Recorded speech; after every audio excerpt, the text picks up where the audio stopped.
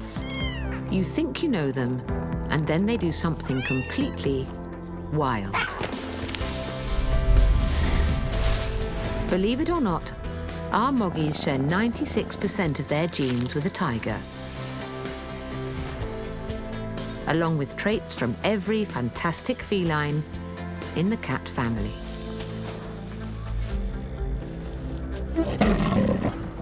So why did one of the world's deadliest predators swap wilderness for suburbia? And how much of the wild is still left in them?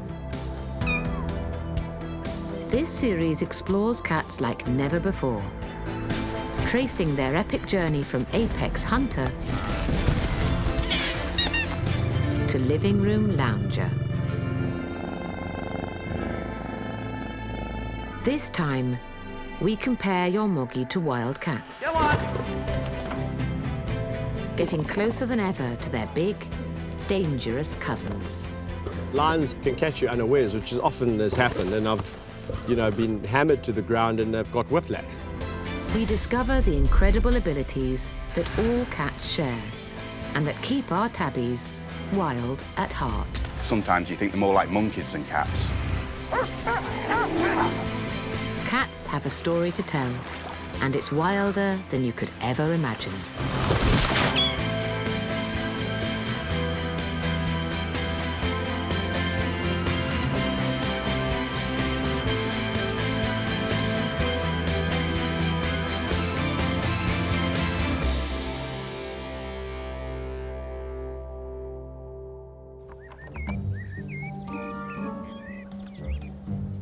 A recent study discovered our cats have similar personalities to African lions.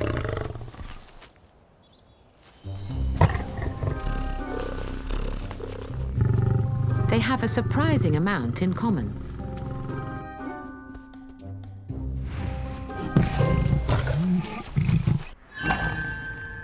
Including a killer instinct. If they were bigger, your feline companion would probably try to eat you. Just like a lion. Or would they? If it is true, a man in South Africa is risking his life every day. When I started working with lions, I had the same idea as most people out there. Big, dangerous cat, man-eater. You read the storybooks and you see movies and documentaries, and they're always portrayed to be these ferocious, crazy, killing machines. And then you get to meet your first lions and you go like, wait a minute, that's not what they're about at all.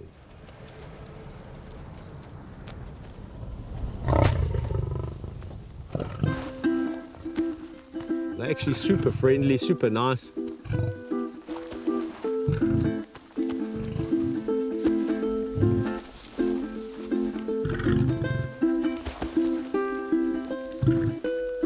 Yes, can they be aggressive? Of course they can. But that's not the first thing that comes to mind when I think about lions. I think about lions more as, socially dependent and loving and affectionate. Go, go, go, go, go. Kevin Richardson is known as the Lion Whisperer.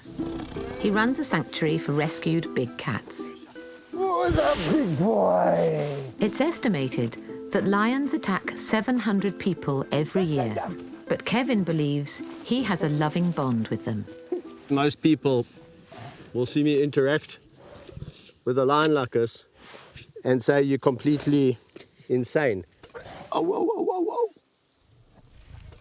After 2 decades working in lion conservation, Kevin thinks his feline communication skills have kept him safe. Lions are giving off communication all the time. Anatomically, you just need to sit and look at a lion for long enough and know a little bit about the behavior and be tuned in. Because I notice with a lot of people, they come up to an animal and I can see immediately this lion's starting to get irritated. And it's the little telltale signs. The tail starts to just do a little twitch. Just a rhythmic twitch at the end. Nothing major. Or the ears go back a bit, or you see them bristle, or you see them yawn. Going, look at my teeth. You starting to come into my space. I don't want you there. Just little subtleties. People over the top of their head. They don't even know, oh, look, the lion's talking to me, or it loves me, or whatever. And I'm like, no, that lion doesn't love you. You're actually irritating it because you're in its space. Lions are always giving off signs.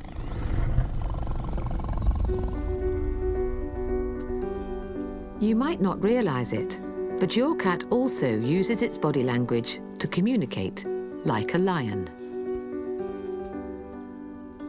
They have fewer facial muscles than humans or dogs, which is why they sometimes look emotionless.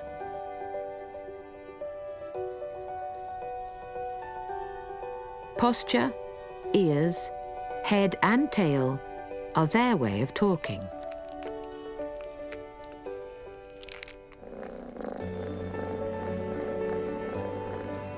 Tail up means a cat is happy and approachable.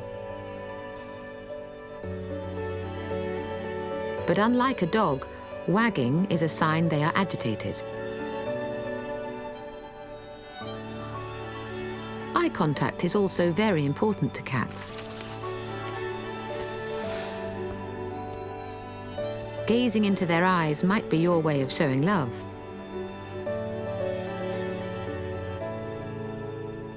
But to them, it's a sign of aggression.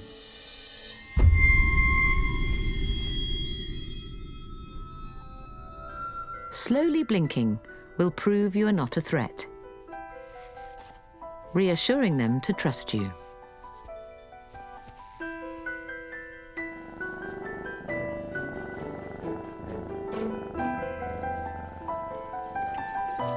A lot of what your cat does comes from their wild relatives. They are the latest addition to the cat family after 10 million years of evolution. So they've inherited everything from their bigger, wilder cousins. A great example of this is their love of acrobatics.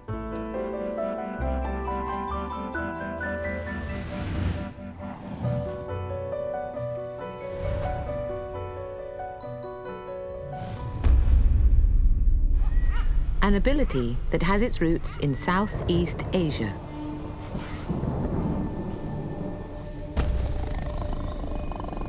This was the birthplace of all cats.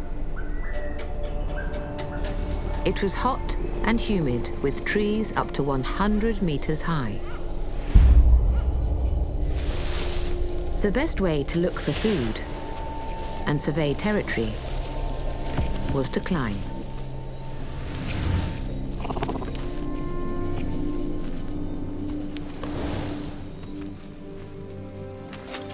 Cats evolved to leap and swing through trees, reaching up to 40 miles per hour.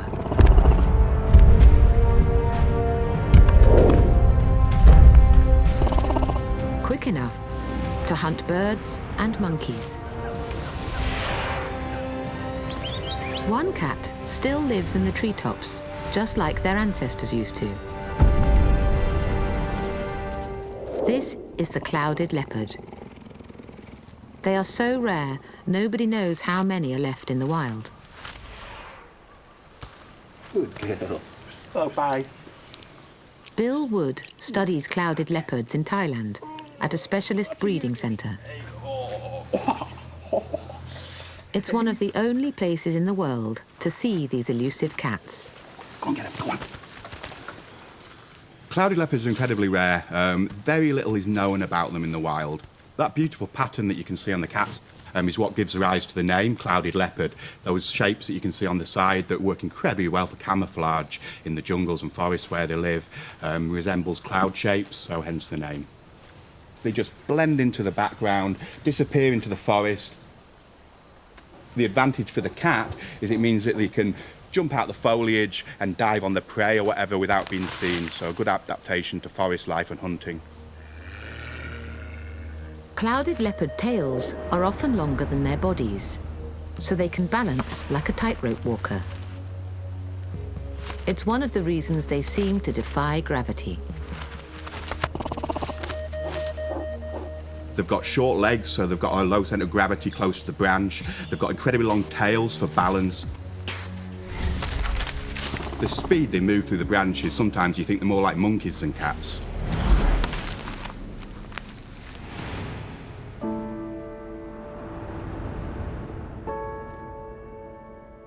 Our cats also have some of these amazing adaptations for climbing.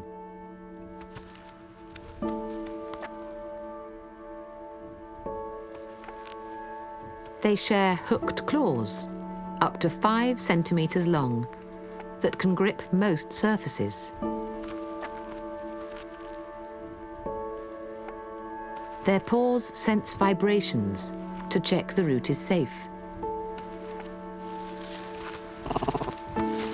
They are also one of the only mammals born without a fear of heights.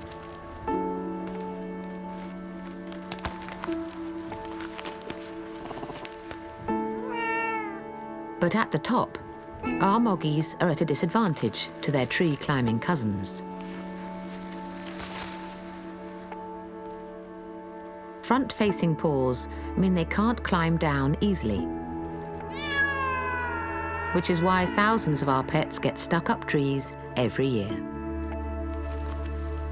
Clouded leopards can rotate their ankles to come down head first.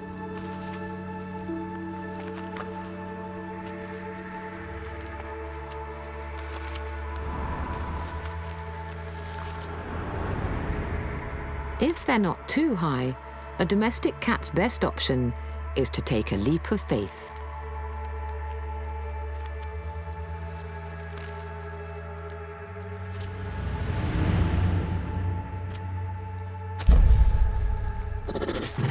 All cats have inherited some of the clouded leopard's climbing abilities. But how do they learn these death-defying skills?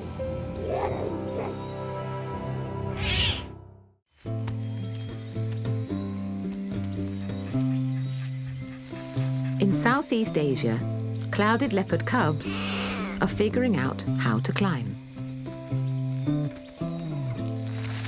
They're 3 months old and will spend almost every waking minute playing.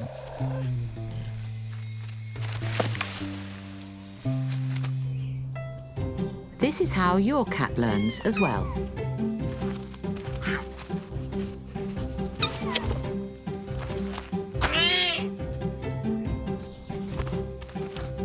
They also get the hang of things by observation and repetition.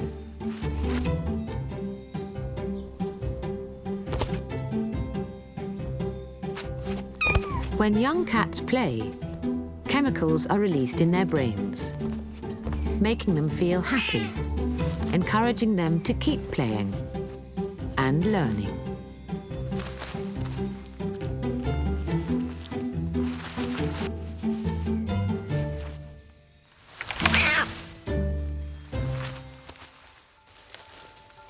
Clouded leopard cubs have an extra adaptation to help their training. They have camouflage, dark spots that match the dappled light in the jungle, which, in theory, helps them blend in.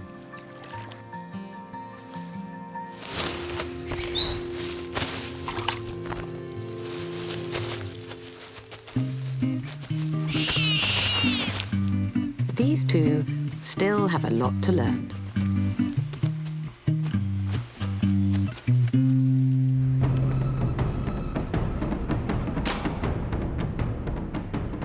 Adult cats use camouflage for a much more serious game. Hunting. Their colouring and markings keep them hidden so they can stalk prey until they are close enough to pounce.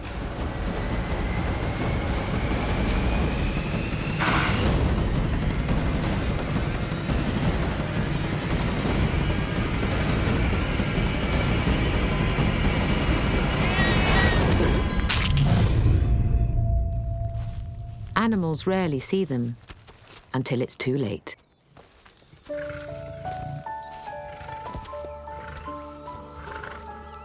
Kevin Richardson knows only too well how close big cats can get before you realise they're there. Lions blend in so well to long grass. He often gets caught out by the 130-kilogram cats. Slowly! Unfortunately for Kevin, hiding and pouncing is one of their favourite pastimes. And they can catch you unawares, which is often has happened, and I've, been hammered to the ground and they've got whiplash. The next day I can't move my neck and I'm stuff everywhere, and that happens often with one particular lioness.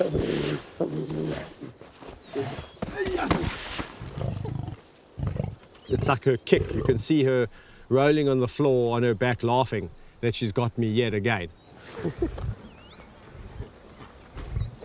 Fortunately, over the years with me, I've never had an injury that's taken me to hospital. But yes, I do get little bites and nicks and scratches because accidents do happen.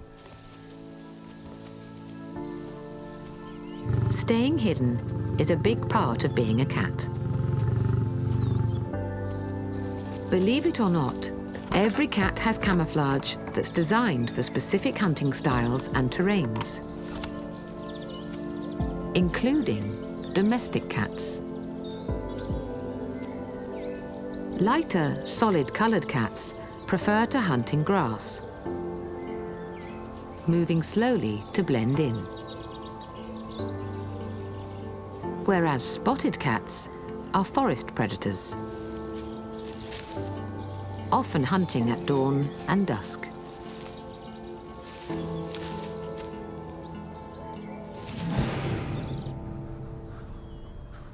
One cat in Africa is an exception to these rules.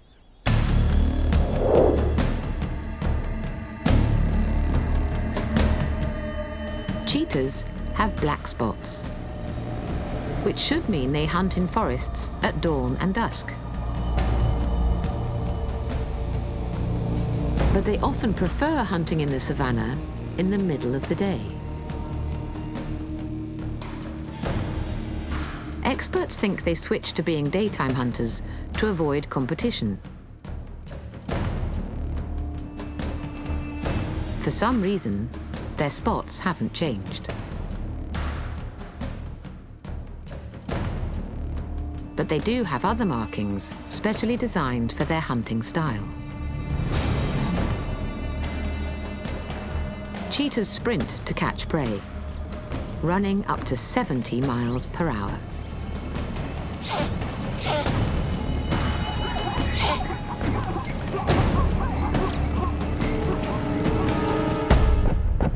Our cats have inherited some of their speedy abilities.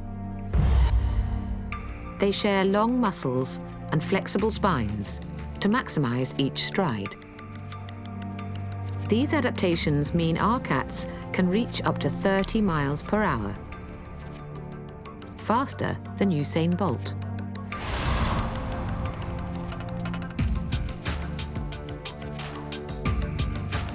But all cats lack stamina and tire in seconds.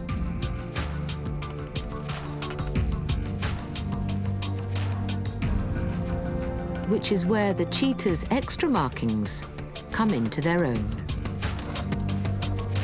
The black lines on their face reflect glare and are thought to work like sights on a rifle, making every sprint count.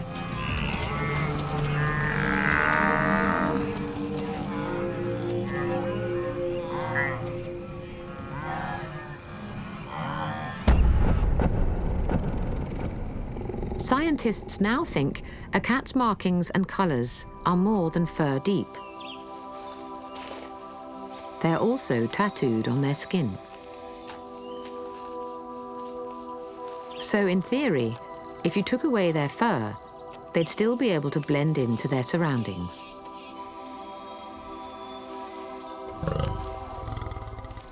There is, however, an unusual big cat that stands out from the rest.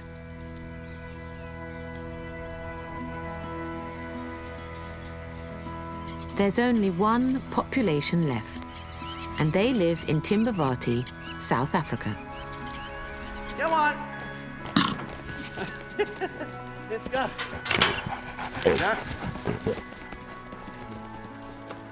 These are white lions. They range from pale white to blonde because of a genetic mutation not found anywhere else in Africa. A white lion is a very unique animal. They've got a recessive gene, which means that they're not albinos. They've originated from this area, but how it originated, no one really knows. For a long time, their light colouring was thought to be a disadvantage when hunting. Experts now believe this isn't the case. There is absolutely no difference between a white lion and a tawny lion or a brown lion. No difference whatsoever. Their hunting habits, the manner, the way they can see, their sight, the aggression, the friendliness, it's all exactly the same. There's no difference between the two. Just the colour of their skin. Come on. Because of their unique colour, white lions are highly prized by hunters. Hello, my girls. West Mathewson rescued these two sisters when they were 5 days old. The lions are 8 months old now and nearly 9 months.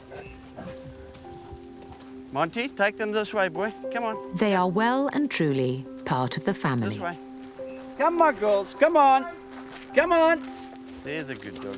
You bring them along. Every day he takes them out with his dogs. You bring them along. Hey, my girl, you're the most beautiful thing. Hey. They love going for a walk. They absolutely love it. Get out of the house environment and play with the lions. And I mean, look at that in the bush. They just love it. Monty, come here. Come here. The relationship between man's best friend and the king of the jungle is not how you might imagine. Monty, come here, girls, come on. Because they were brought up with these lions since they were 5 days old. So the dogs were interacting with them all along. And the little Jack Russell, he's very aggressive. So when the lions want to play with him, he jumps up and he gives them a nip, and they don't like that. You see, the lions won't play with him at all. But with a lab, they'll play with him all day.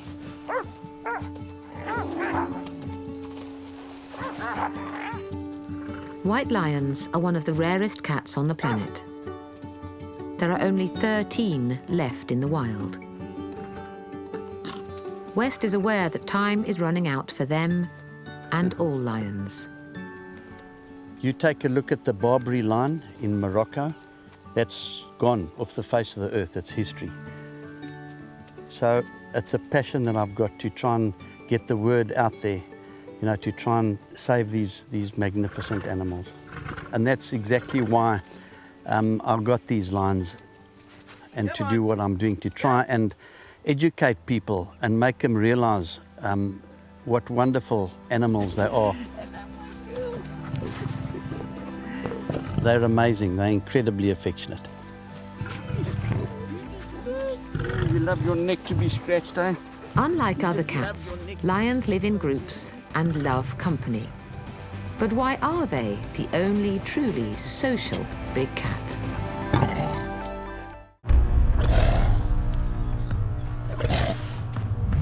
All cats have a lot in common, including the need to have their own territory. Like us, It's all about location, location, location. Finding a home that's got everything they need.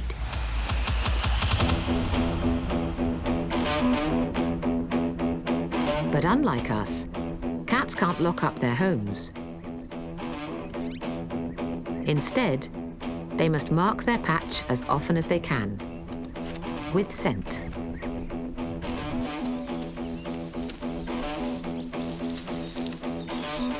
They use different methods to let everyone know what's theirs. From scratching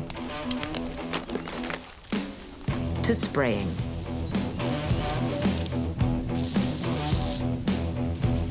A cat's sense of smell is about 14 times more sensitive than ours.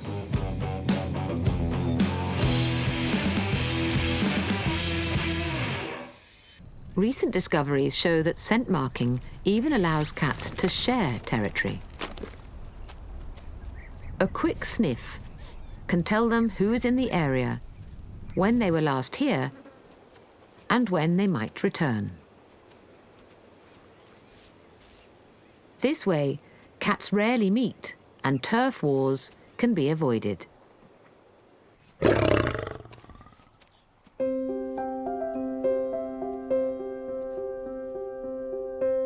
Using smells to mark territory is something our cats do as well. It's the reason your new sofa is always in the firing line. Like big cats, they have scent glands all over their bodies, including their paws. So whenever they scratch or rub, strong-smelling pheromones are released, marking your sofa as theirs.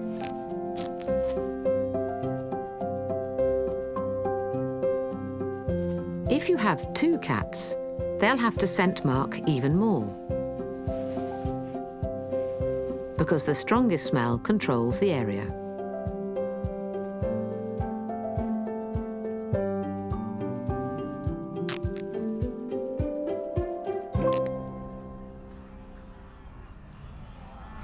In Africa, one big cat is also very vocal about its territory.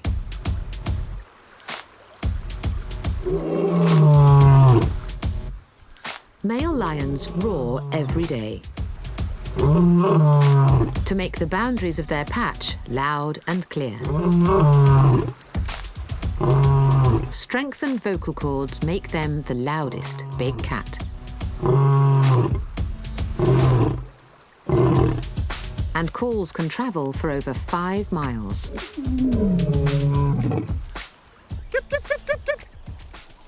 Oh, there's a boy.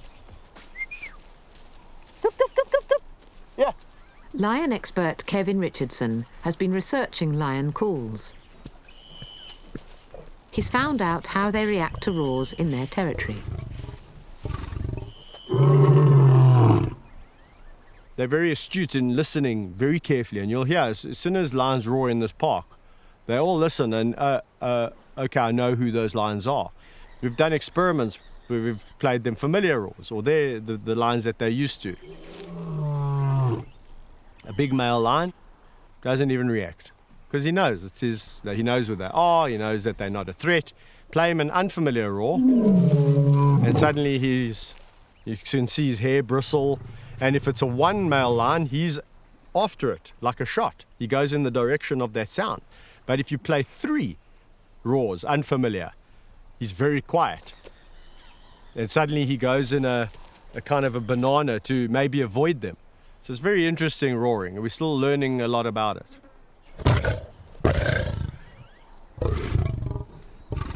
Cats are divided into roarers and purrers. No cat can do both. Bigger cats like jaguars, tigers, and lions roar. Whereas smaller cats like cheetah, serval, and domestic cats purr. Purrs can be used to communicate. They are thought to convey that a cat is content. They are made by vocal cords vibrating at up to 150 times per second. The sound reverberates through their bodies.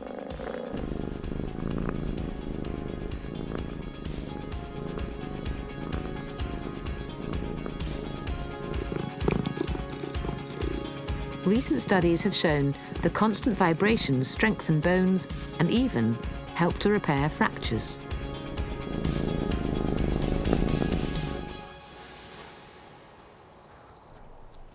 But Purrers can't roar to protect their territory. Keeping their patch comes down to walking the beat. This is a caracal. It's only twice the size of a domestic cat, but its home range can be the size of 500 football pitches. This female is on her daily patrol and keeping an ear out for her next meal.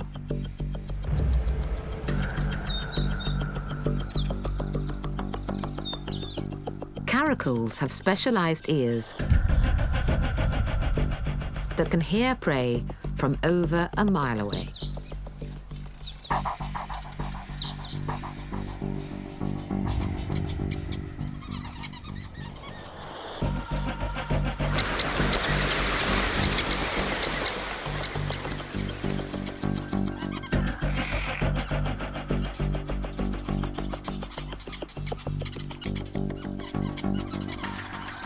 Her sand-colored fur means she completely blends into her surroundings. Caracal hearing is so acute that when birds fly towards her, she can catch them without looking.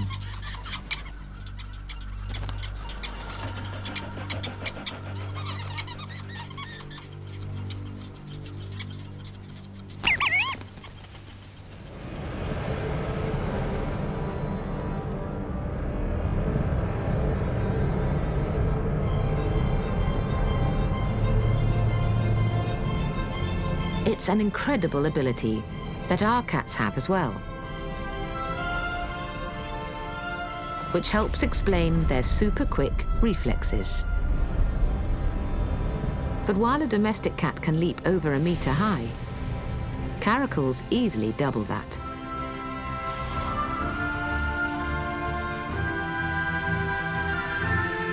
Launching to over 3 meters from a sitting start.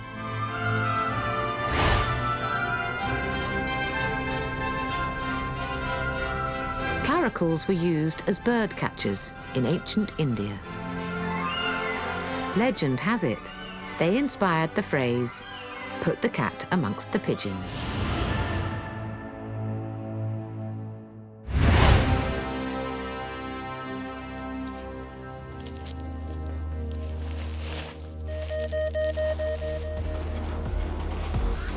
Caracals are not the only felines that have given our cats extraordinary hunting skills.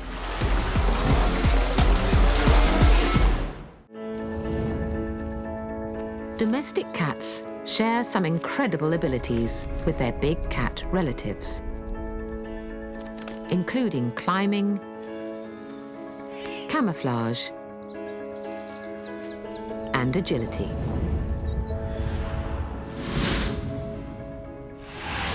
But the biggest thing they have in common is a killer instinct. Western Brazil is home to a cat that shares your moggy's lethal bite. This is the Pantanal, a wetlands where up to 3/4 of the land can be submerged in the rainy season, supporting a huge array of wildlife.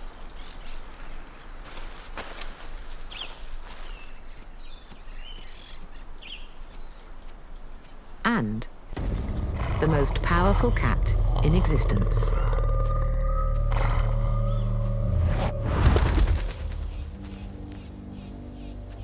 They can be the same size as a lion, but they have twice the bite force.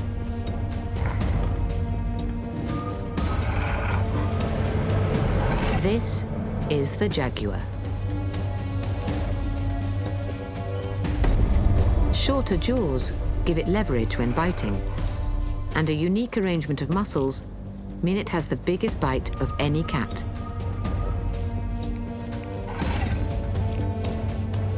It uses this power to eat the unthinkable.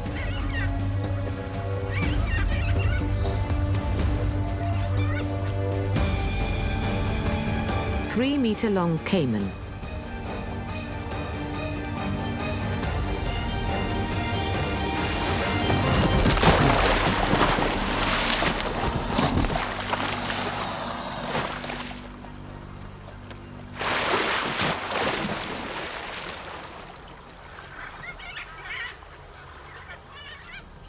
Your cat has more in common with a jaguar than you think. Taking a closer look at feeding time reveals the big cat within. Your cat prefers its food to be 38 degrees Celsius, roughly the same temperature its prey would be in the wild.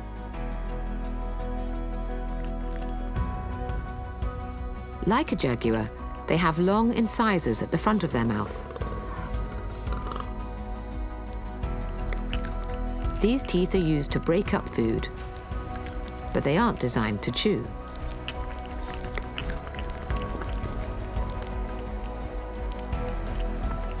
Cat stomach acid is strong enough to digest lumps of raw meat.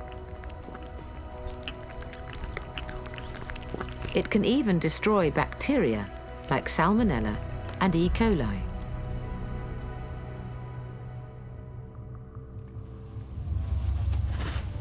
The cat's cast iron stomach is pushed to its limits in the wild.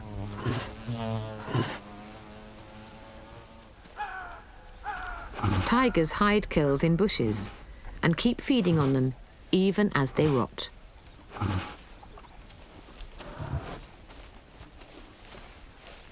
This tigress has a unique hiding place for leftovers.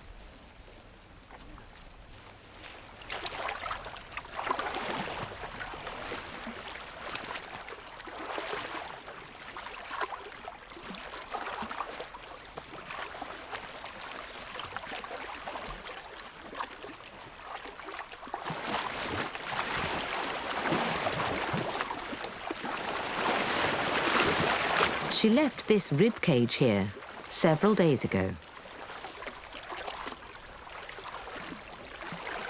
Even though it is teeming with bacteria, it's still perfectly safe for her and her two cubs to eat.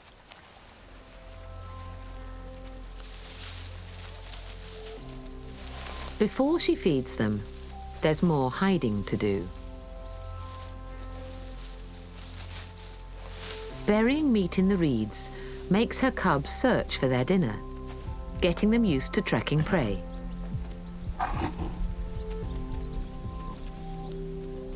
It's a vital lesson in wild cat training.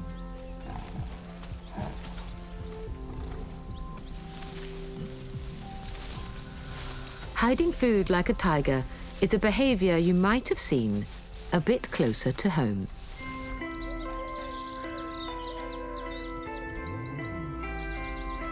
Our cats also want to teach their young to hunt.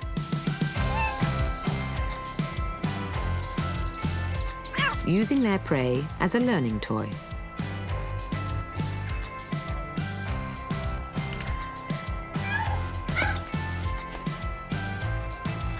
Even if they don't have young, scientists believe they'll keep returning with prey to teach you a thing or two about hunting.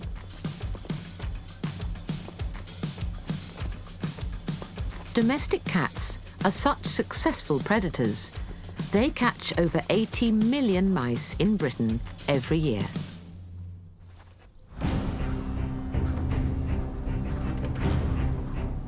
But the biggest cat in Africa could give them a masterclass in hunting.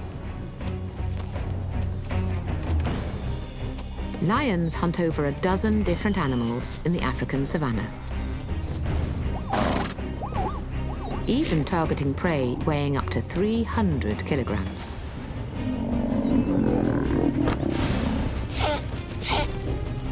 They can do this because, unlike other cats, they hunt as a team.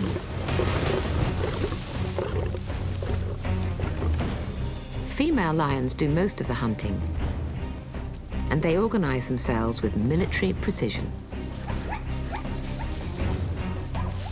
First, they sneak in on their target, fanning out into a circle. At the front is a chaser.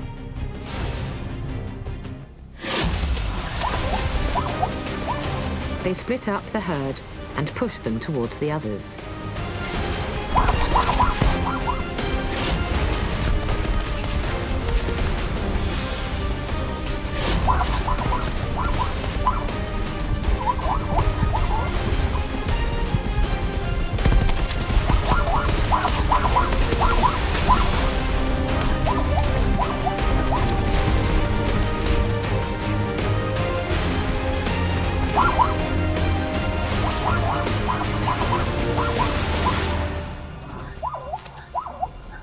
Sometimes up to 30 pride members will be involved in a hunt. But even if they're not, everyone gets to share in the meal. This inclusive behavior is something that's unique to lions.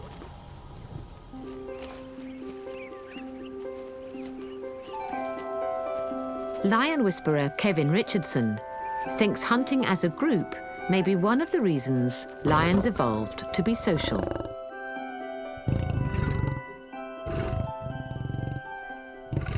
Obviously, there's advantages to being social in terms of having tenure over territories, having the ability to hunt as a group and bring down larger prey to feed the group, having almost sentinels that stand back and look out for danger, or look after the cubs in a creche. There's definitely reasons why lions became social on the evolution scale, but why that exactly happened, people still don't know.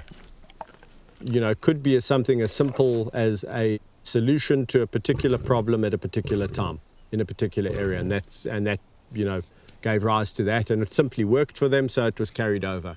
Whereas that hasn't been the case for other big cat species, or other cat species for that matter, because lions are the only truly social cat.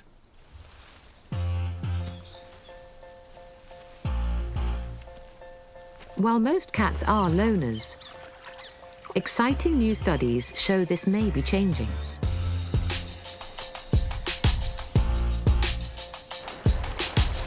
In Costa Rica, jaguars that are normally solitary are surprising experts by sharing food. They're not blood relatives, but are still learning to get along. Who's a good boy? Thank you. Getting close to lions has taught Kevin that even when cats are more social, they're still individuals.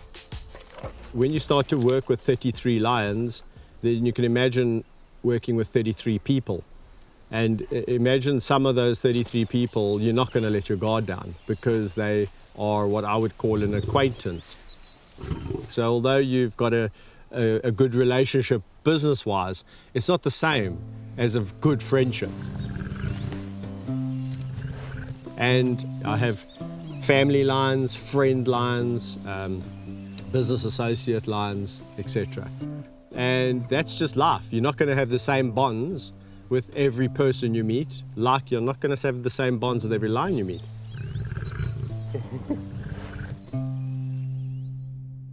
Whether your cat is an acquaintance, a business associate, or a best friend, Kevin has some advice for you. There's differences in characters, and that's what I encourage people to see. Get to know the characters. You'll see amazing individuals. It's not just lionesses and male lions. Just like in all the other animals, they've all got different little quirks and characters that are really interesting. Every cat has their own unique personality. But they all share some incredible abilities. From gravity-defying agility to super senses, ingenious camouflage, and unimaginable strength. A lot of these amazing skills have been passed down to our humble cats, the latest and arguably the greatest member of the cat family. Next time, we discover how wild cats came to live in our homes and what makes them the world's most popular pet. Is it purely down to cute looks? Or is there more to our moggies than meets the eye? Cats.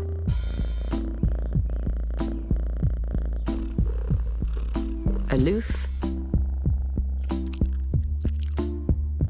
but affectionate. Serene, but savage. Tame, but supposedly untrainable.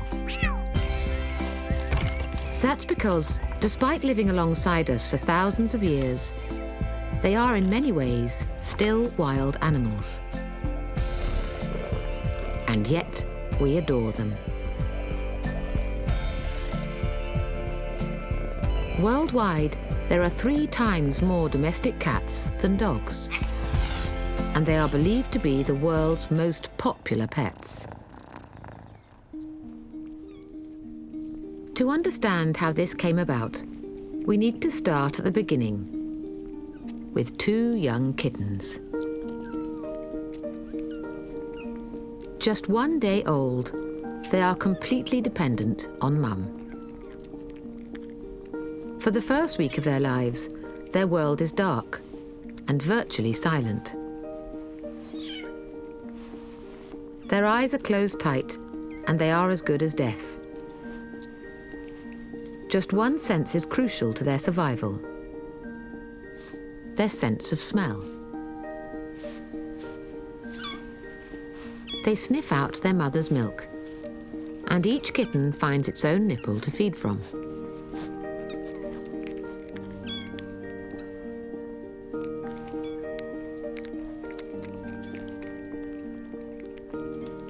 The next few weeks of these kittens' lives will decide their future.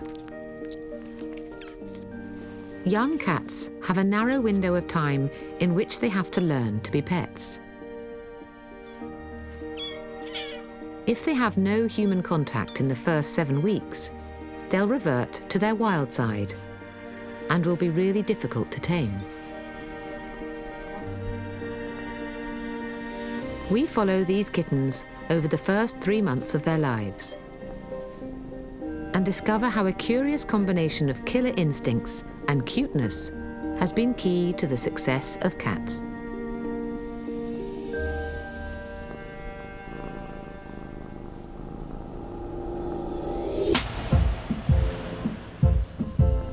So let's start with the cuteness. Kittens are regularly crowned as the world's most adorable animals.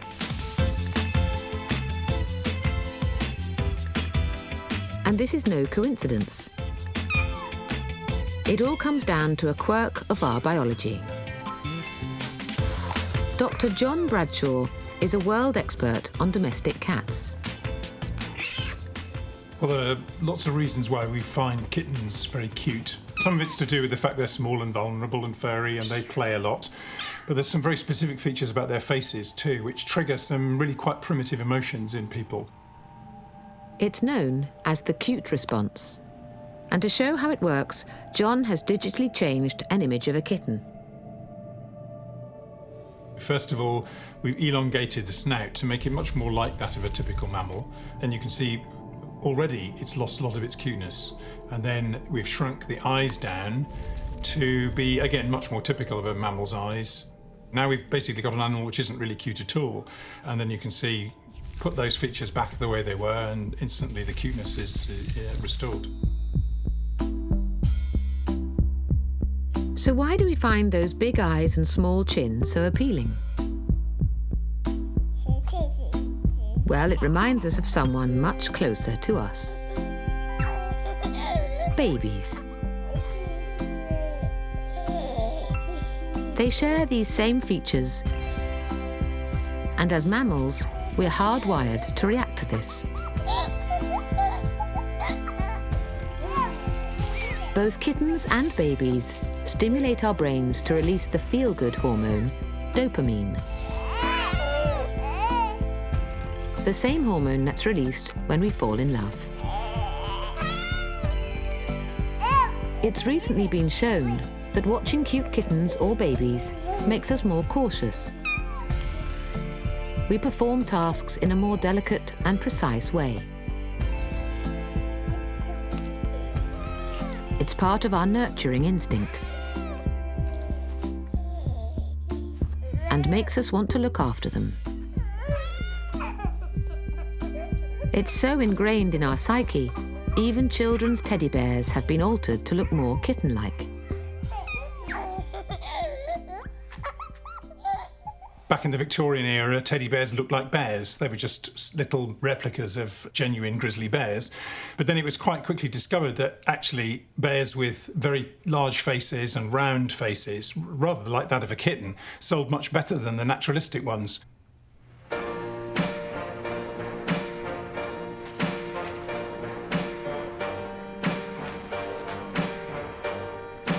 Today, the most striking evidence of the cute response is our love of cats on the internet. We are obsessed with them. In the UK alone, nearly 4 million of us look at images and videos of cats every day.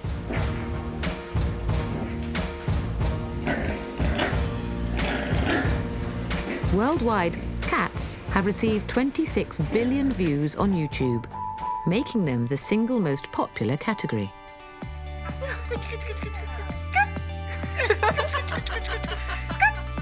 But what's behind this feline fascination? Well, I think the first reason that we see so many cats on the internet is just because they're very cute. Their cute baby-type faces, the fact they're very playful, both trigger something in us which instinctively makes us want to watch them.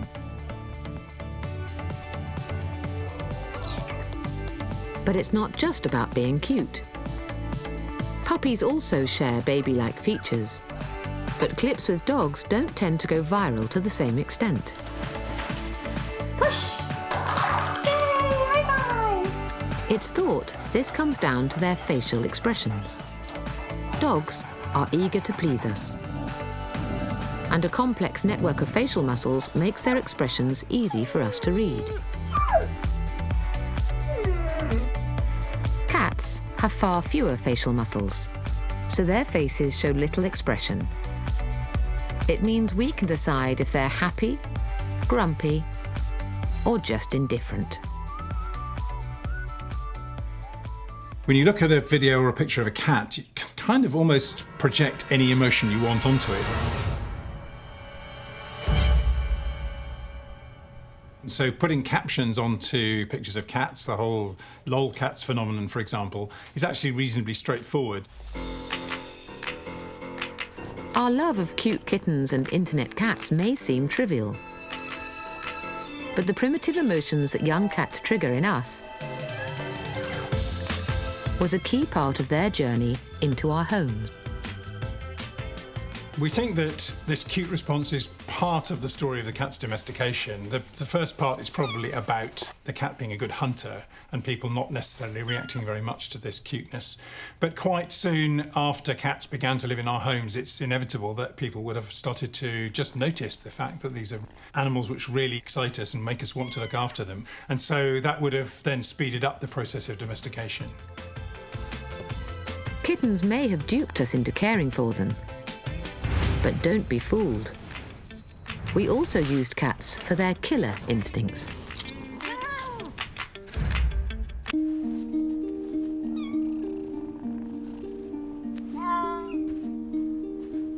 Our kittens are now 10 days old. And their eyes have opened for the first time. Like most kittens, their eyes are blue in the early days, as very young cats can't produce the pigment melanin. As they grow up, most eye colours will change to green, yellow, orange or copper. They can hear now too, but they struggle to identify where the sounds are coming from.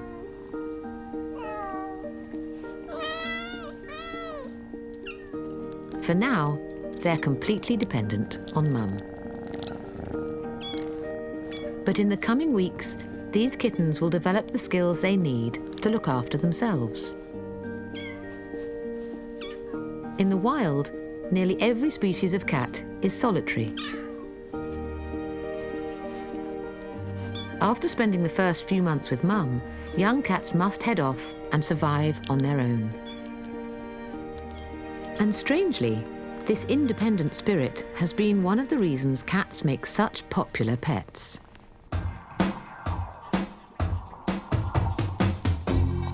There are around 100 million cats in Europe, compared to just 80 million dogs. Dogs tend to be loyal, loving, and biddable. Cats are aloof and self-reliant. They are affectionate if they're in the mood.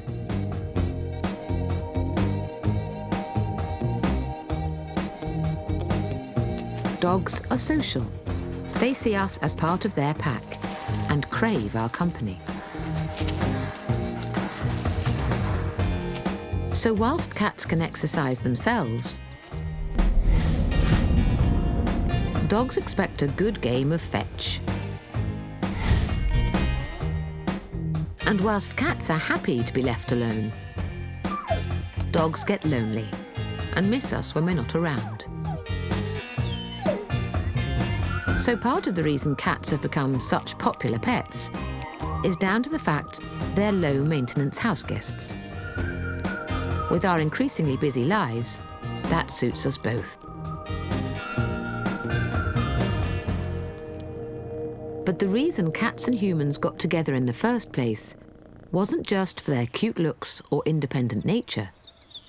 Curiously, it was because cats were such fantastic hunters. And they still have the agility of a top predator. They can leap 5 times their own height. The equivalent of us jumping 2 double-decker buses.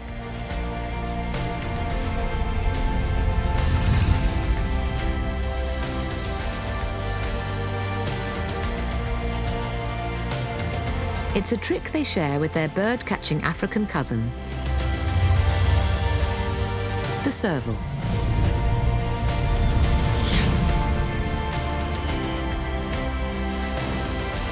But they're not just high jumpers. Powerful and muscular hind legs mean they can leap 4 times their body length.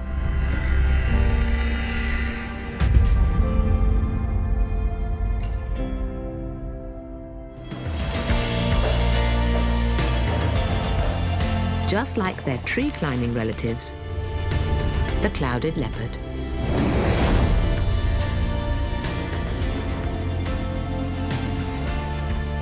Large muscles and fluid between the joints act as shock absorbers.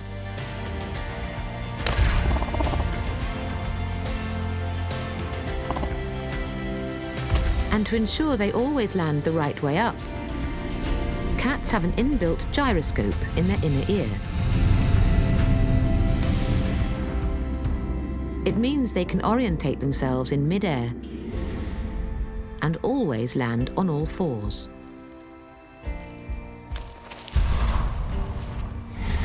But what's the secret to our cat's extraordinary acrobatics? It all comes down to a unique bit of anatomy, shared by all cats, both wild and domestic. their backbones. The vertebrae in a cat's spine are more loosely packed than in other mammals, and they have elastic cushions between them. This makes the spine really bendy. Their shoulder blades are attached to their skeleton by muscle, not bone, so they are flexible and incredibly supple.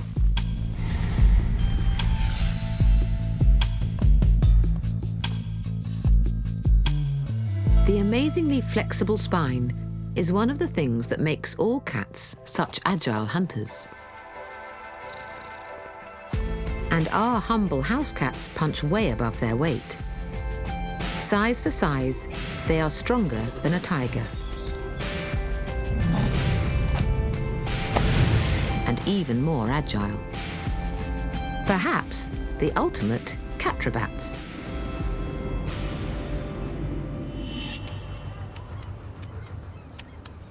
But the cat's hunting ability is not just down to their agility. They also have sensory superpowers. Cats can hear things that we can't. Sounds too high for our ears to detect. And it was their ability to hear one particularly high-pitched sound that first made cats useful to us.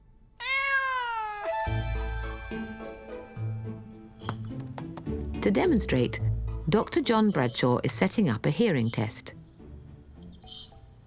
What I've got here is a recording of a male mouse calling to a female, which is just the kind of thing that a cat would be really interested in.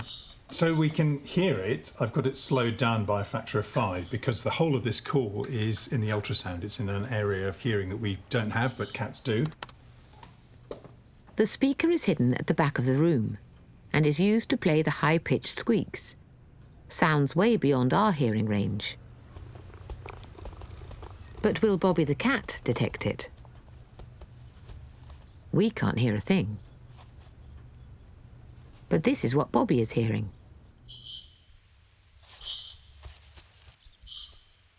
High-pitched sounds are really hard to pinpoint.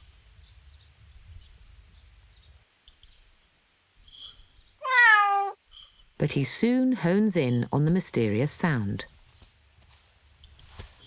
Got it. When they're hunting, the sound is particularly important because those sounds are very specific. They're the sorts of sounds that mice use to communicate with one another. So when a cat hears those noises, it knows there's a mouse nearby.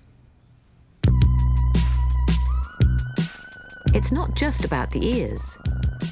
Our cat's eyes are also finely tuned for hunting small, fast-moving prey. And that's why they've got such unusually shaped pupils. Most mammals, including the big cats, have round pupils. But our moggies and other small wild cats have vertical ones. That's because most small cats, like this tiny sand cat found in the deserts of North Africa, are ambush predators. They lie in wait and pounce on small mammals from close quarters. And because of the way the eyes focus close to the ground, slit pupils are best for judging distances as they strike. So your cat's distinctive eyes are a sign it's an ambush predator.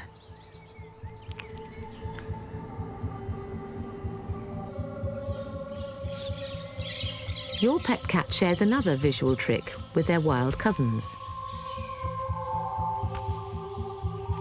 The margay lives high in the jungle canopy in South America and catches its prey in the dark.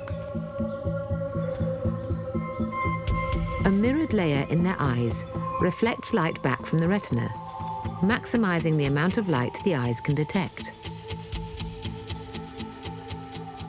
This eyeshine allows cats to see 6 times better than us in low light.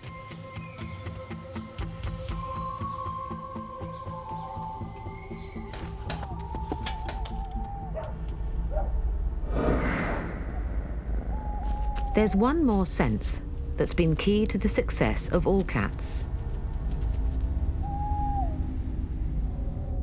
whiskers. Highly sensitive hairs with up to 200 nerves at their base. Recent research has shown some mammals can use them to do far more than just judge gaps. They can use them to build up mental maps of an area. We've set a young kitten a challenge to find her way through a complex maze in complete darkness. We're only able to see this using night vision cameras. So let's see how she gets on.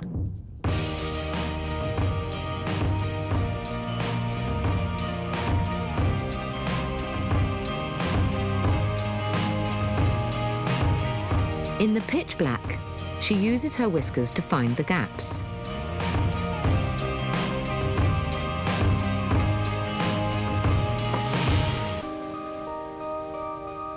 This may look straightforward, but she's doing all this in total darkness. This also demonstrates problem-solving skills. As solitary animals, cats need to work out solutions on their own. Their cerebral cortex, the problem-solving part of the brain, is twice as active as that of dogs.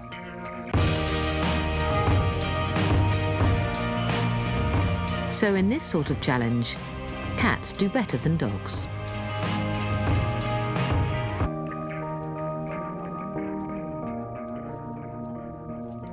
In just 60 seconds, our kitten completes her task with ease.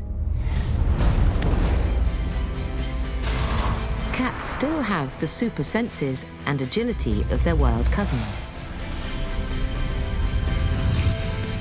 But when it comes to their looks, cats are changing fast.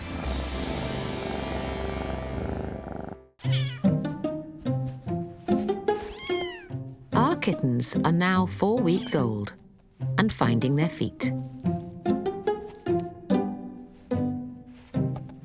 This is the age of exploration, and things don't always go according to plan.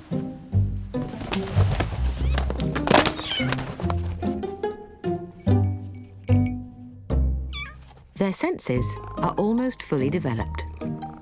They are starting to see, hear, and smell just like an adult cat.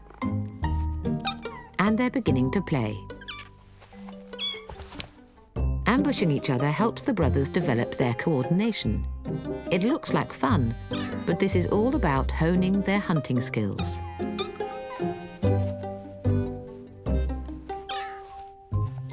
It's this bizarre combination of cuteness and killer instincts that was the key to humans and cats coming together in the first place. But where did it all begin?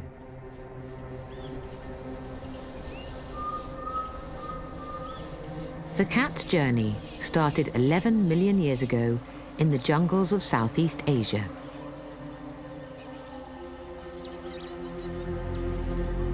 Here, the first cat prowled the rainforest. Today, the closest living relative of that first cat still exists. The rare and elusive clouded leopard. They were such successful hunters that cats soon started spreading out of the jungles. And as they adapted to new landscapes, they evolved into many weird and wonderful-looking species. By 10,000 years ago, cats were found in almost every corner of the world. But they were very much wild, and usually shy animals that kept their distance from us. But then something happened that would change the story of cats forever. Around this time, in an area of the Middle East known as the Fertile Crescent, humans started growing and storing grain for the first time. And that attracted hordes of hungry house mice to our villages. They had a huge appetite for the grain, making them public enemy number one. One bold cat came to our rescue. The wildcat, your cat's closest living relative.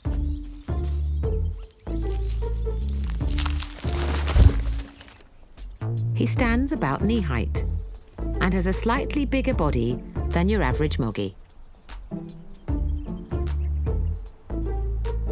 To catch the mice, a few bold wildcats moved closer to our villages, and over time, these wild hunters gradually became tamer and tamer.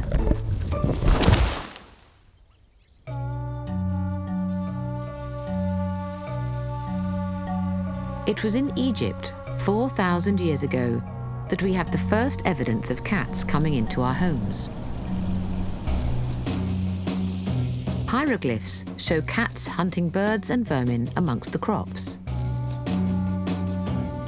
And it was said that if a family cat died, every member of the household would have to shave off their eyebrows as a mark of respect.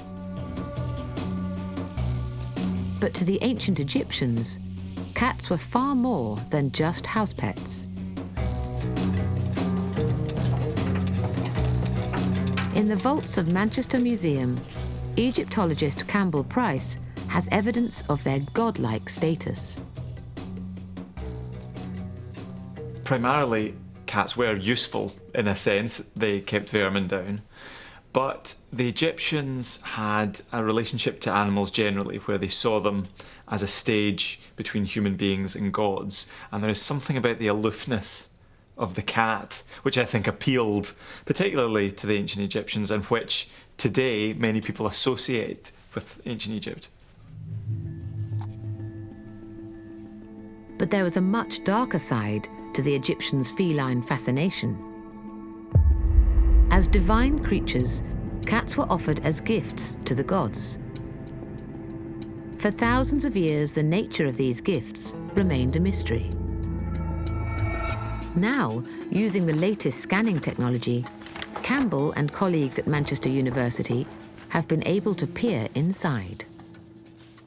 So what you can see here is a CT scan of a rather nice wooden coffin, and the whole coffin has been covered in a layer of plaster, and then it's been painted. And then there's a nice detail in that the eyes would have been inlaid with glass and with stone, so it would really have a lifelike appearance when it was finished. This piece we can look inside of, and we can see that inside there is a complete cat skeleton in there.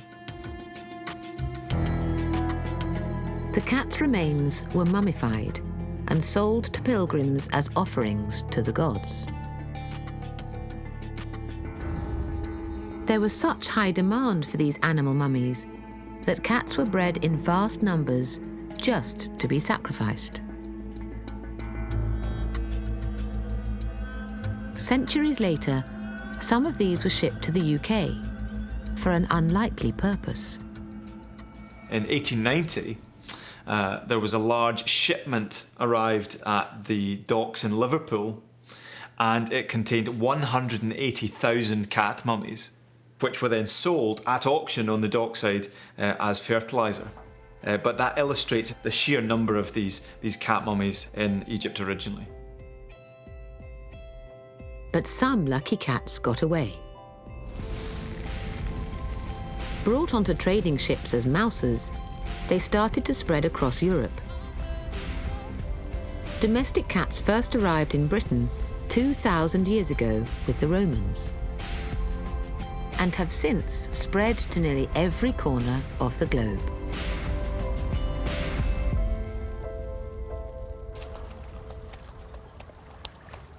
Today, there are 600 million domestic cats in the world, making them by far the most successful of all the 37 different species of cat. But although we've moved them around the world, cats have always done their own thing. Because our only use for them was as hunters, something they do quite naturally, we've never bred them for a particular purpose. That's certainly not the case with their canine counterparts. Dogs have been domesticated 3 times longer, some 30,000 years. And we've bred them for really specific purposes.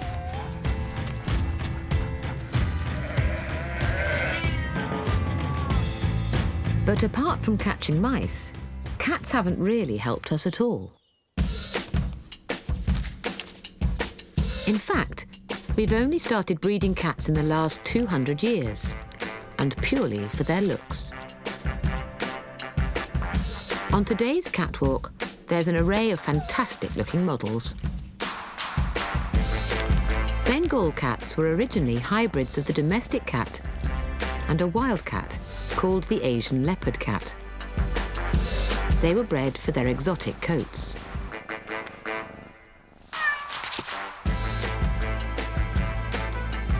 The Selkirk Rex looks like he's had a perm. A genetic mutation caused those curly locks. And perhaps the oddest of all breeds, the Sphinx was selectively bred for its baldness. In some cats, even the whiskers are lost.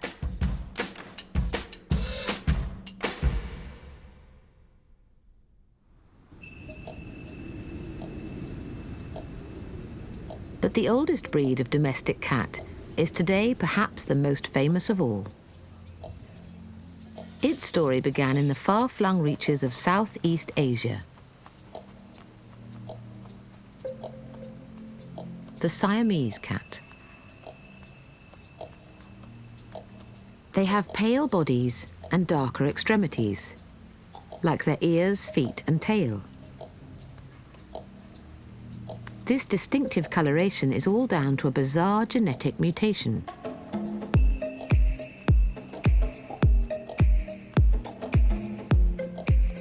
Only the fur on the cooler parts of the body produce any colour pigment. It means their warm bodies are white, but the cooler extremities, like the ears, are black. The same mutation made their eyes an azure blue.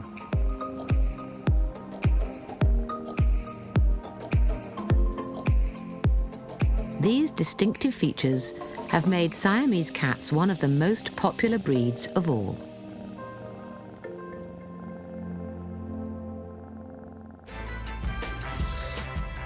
Today, our quest for ever more exotic-looking cats has created more than 40 weird and wonderful breeds. But it's not just the cat's looks we're changing. These supposedly solitary creatures are ganging up.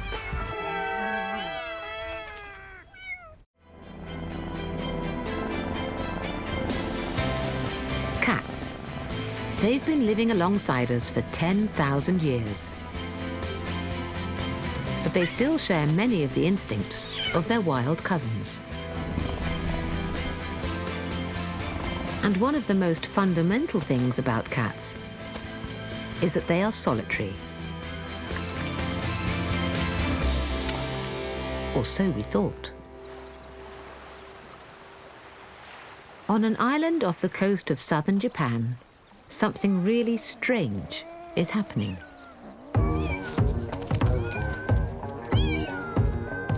Cats have stopped being loners and started living in gangs.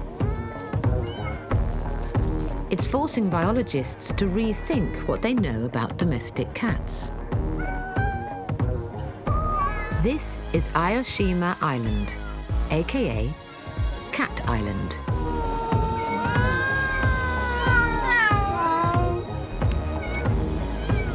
Here, cats outnumber people 6 to 1.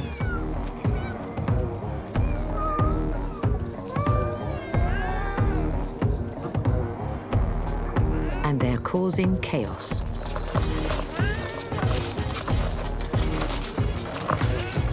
The few people left on the island have to lock their doors to stop would-be cat burglars. And then there are the cat fights. Their pained cries echo around the island.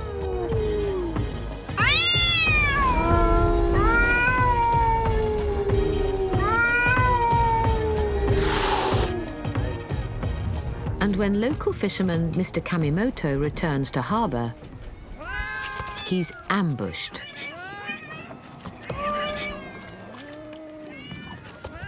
There are no prizes for guessing what they're after. Cats were first brought to the island when a plague of mice were destroying the fishermen's nets. ネズミ対策で猫が必要なの。だからこれが今こういう状態になったので。The cats were so good at catching mice, they soon solved the fishermen's problems. But they were breeding so quickly, the locals now had another problem on their hands, a plague of cats. 非常に困ります。私は1匹か2匹でいいのにあんなに来られるとそのための餌を持って帰らないといけない。It's all those fish dinners from Mr. Kamimoto and the other fishermen that explains why these cats ganged up. When there's lots of food around in a small area, cats can forego their solitary nature and learn to live alongside each other. It's altered their behaviour in other ways too. Just like lions, female cats here share the nursing and care of each other's kittens. It's changed the way biologists think of cats. Previously, it was thought lions were the only truly social cat. But given the right conditions, it seems domestic cats can be too.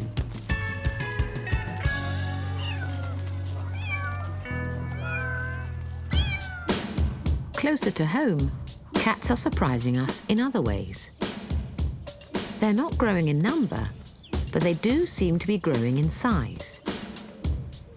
In a small town in Yorkshire, there are rumours of the biggest cat in the world.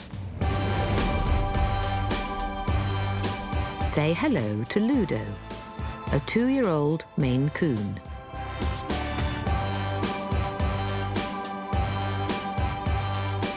Ever since he was a kitten, his owner Kelsey has known he was bigger than your average cat. We were keeping a record as he grew of what his weight and everything was, and we checked his sizing against all the others for their age. Say at 3 months old, he was more like the size of a 5-month-old.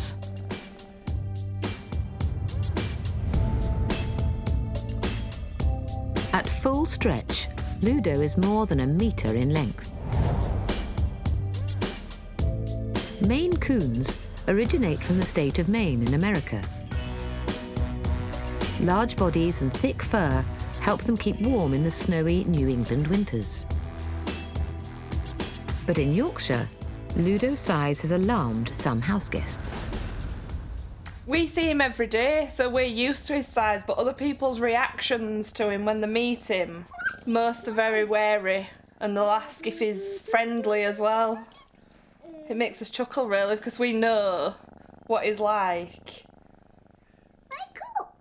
Michael. Kelsey suspects that Ludo's gigantic size could make him a record breaker. So she's taking him to the local vet, where he'll be officially measured for the Guinness World Records. He's quite heavy, so carrying the big carrier, it's a bit of a struggle, but he's very well behaved, so... The adjudicator is Richard Stenning.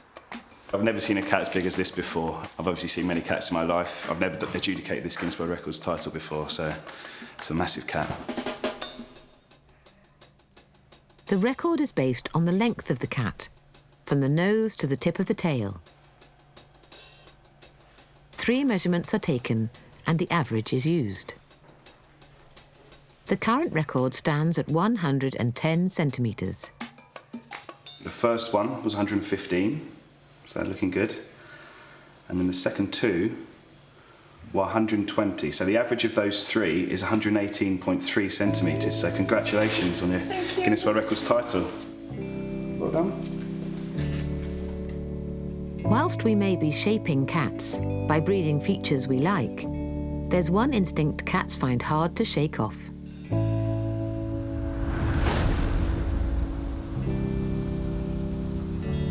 Their hunting instinct. It's so ingrained, it's even highly developed in kittens. Our brothers are now 12 weeks old and look much more like young adults. There's nothing they like more than a game of mouse and cat. They instinctively play with different toys in different ways. Small toy mice are pounced upon with the front paws and bitten. Larger toys are tackled with more caution. They are held with the front paws and then swiped at with the hind legs.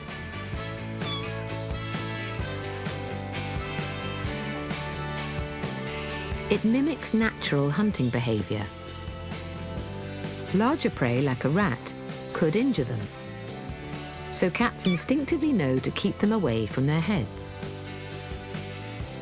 But these kittens' wild side has been somewhat tamed. In their first few weeks, they've had lots of love and attention. Without any contact with people, they could have reverted to their wilder form and turned feral.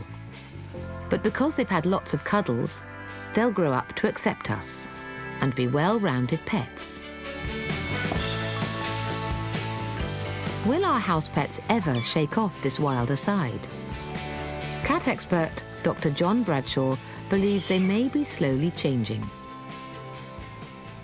Well, I think the cat is almost something of a paradox. It's an animal which we domesticated for a very specific reason, which was to hunt for us, and because of that we retained its intrinsic wildness all the way through domestication in a way that we haven't done with any other domestic animal. But now, our demands on the cat are changing.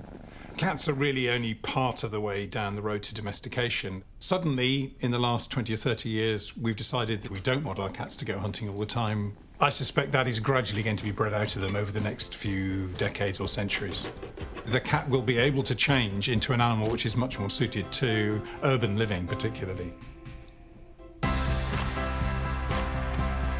The cat's journey into our homes has been an epic one, spanning 11 million years.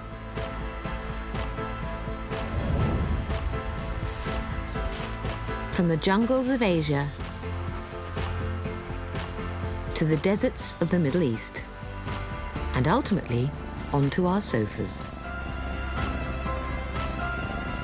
Today, they are believed to be the world's most popular pets and global stars of the internet. But the journey isn't over. As we breed cats to be less wild hunter, more mild-mannered house pets, they'll continue to evolve. In the future, cats are likely to behave more like dogs. Come on. So taking the cat for a walk could be part of the daily routine. This way. And as we continue to breed cats for their looks, they'll become even cuter. Our cute response, triggered because kittens share those same features as human babies, is part of the reason we brought cats into our homes several thousand years ago. And it's still why we love them today.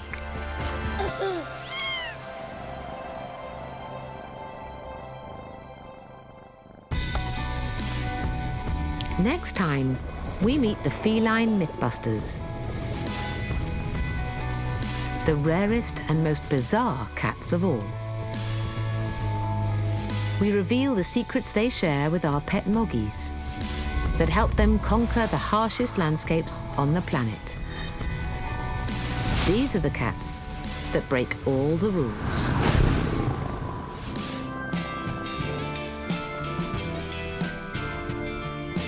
Cats. There's nothing they like more than warming up in front of a glowing fire. Cats feel heat differently to us. They have fewer receptors, so don't react to high temperatures in the same way. We feel discomfort from heat at around 44 degrees Celsius, but cats don't react until it's over 50 degrees. So they'll carry on basking, even when it's way too hot for us. Cats crave warmth and hate the cold. Or do they?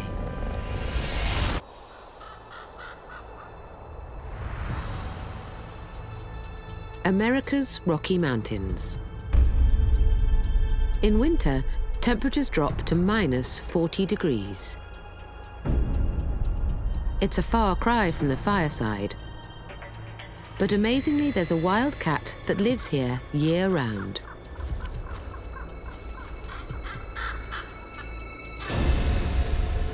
The Canada lynx.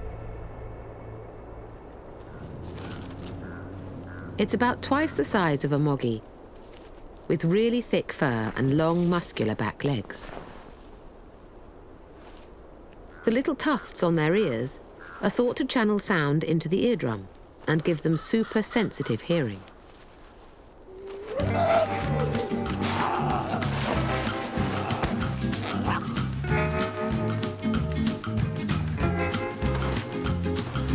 These two young lynx brothers, Rocco and Raspy, have been hand-reared, but still show many natural behaviours.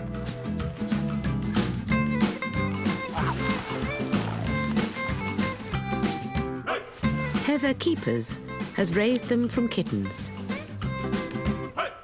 Rocco loves to play, he loves to hunt. This is just a piece of deer hide tied to a string, just like your house cat would play with a little mouse on a string. This is his mouse. Hi! And I am his two-legged mom. I've been raising him since he was about 2 weeks old. Good boy. And he's only about half grown right now. He still has got to put on another probably 15 to 20 pounds before he's full grown. So he's still kind of a kid. Good boy. Without proper clothing, we would die of hypothermia out here in a matter of hours.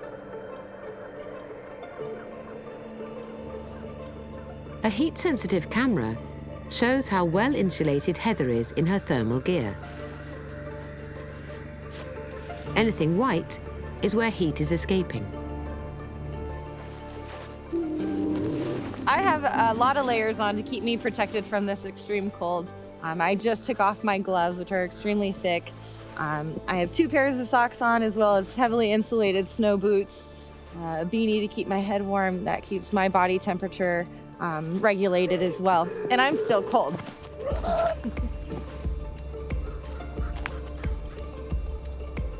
Incredibly, Rocco's fur is so dense, he only loses heat around his eyes and ears.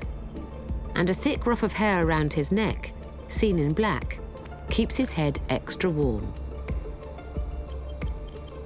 But when it comes to getting about in deep snow, it's all down to Rocco's paws. Their feet are actually little replicas of snowshoes. They're very, very wide, like big dishes, and it allows them to span over the top of the snow and basically glide on top of it so that they don't sink. Using their inbuilt snowshoes, Canada lynx can cover 11 miles a day through the snow.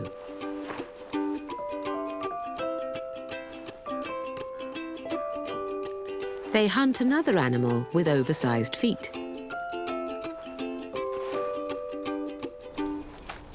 The snowshoe hare.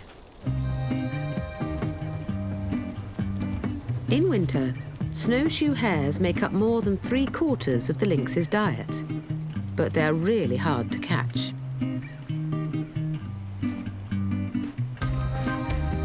Using their giant feet, hares can bound at nearly 30 miles an hour.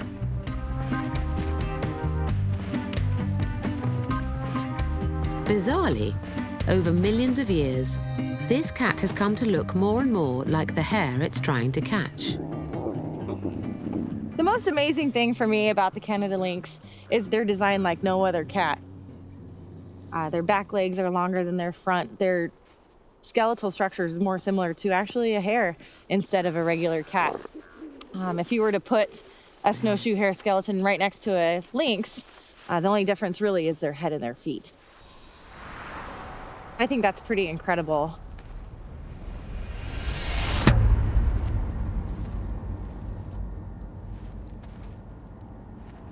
With those extra long back legs and inbuilt snowshoes, they move across the snow just like the hares they chase.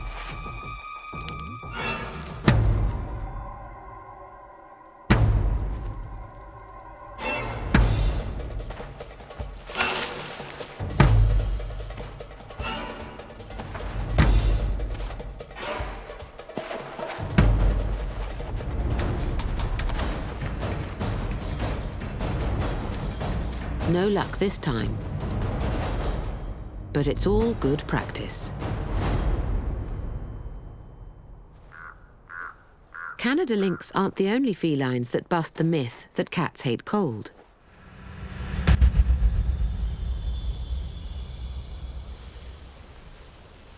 In Russia's frozen north, one cat pushed its body to even greater extremes.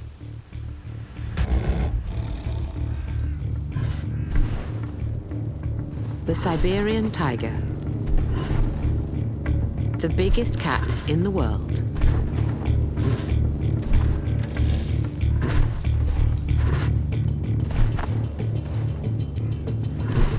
It can weigh more than 300 kilos.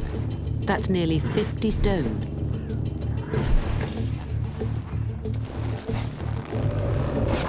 Being big means they lose less body heat to the outside world.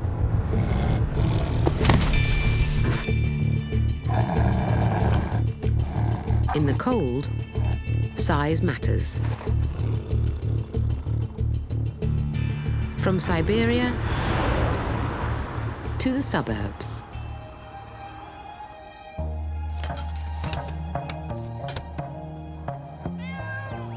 Our pet cats are also pretty well insulated. Thicker winter coats maintain their body temperatures just below 40 degrees Celsius. Like the Canada lynx, they lose most heat through their heads. But there's another feline trait that's been pushed to extremes in the wild. The cat's love of heights. Our pet cats love to climb. Rooftops offer a good lookout to survey their territory and spot any dangers. But for some wild cats, the higher the better. Forget the roof of our homes. They're on the roof of the world.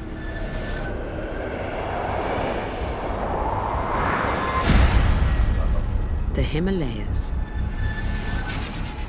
Reaching more than 4 miles above sea level, with little oxygen and freezing temperatures, these are the highest peaks on the planet. Until recently, it was thought only one cat could cope with life at extreme altitude. The snow leopard.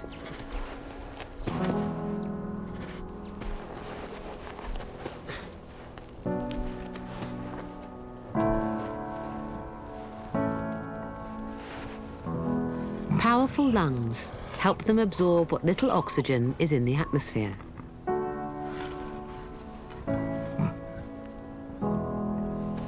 And they've got wider noses than other leopards to help heat the chilled air before it reaches the lungs.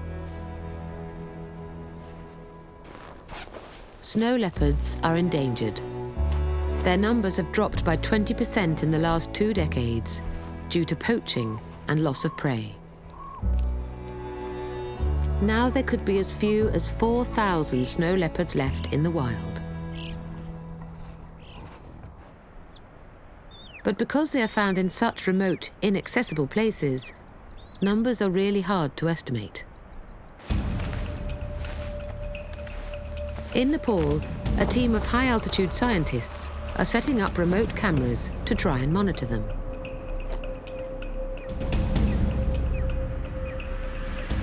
Trekking to nearly 3 miles above sea level, this is one of the highest snow leopard surveys ever undertaken. The team captures rare and intimate footage of snow leopards.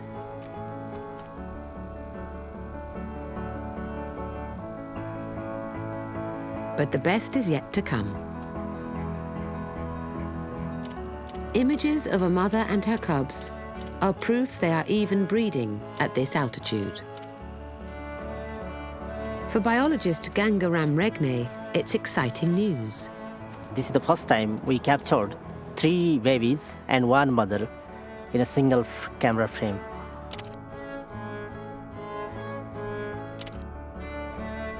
But then, something most unexpected happens. A furry-looking cat with a strong resemblance to Garfield pops up on camera. It just walked down in front of the camera. It just playing on the ground. It's a cat never seen before in Nepal.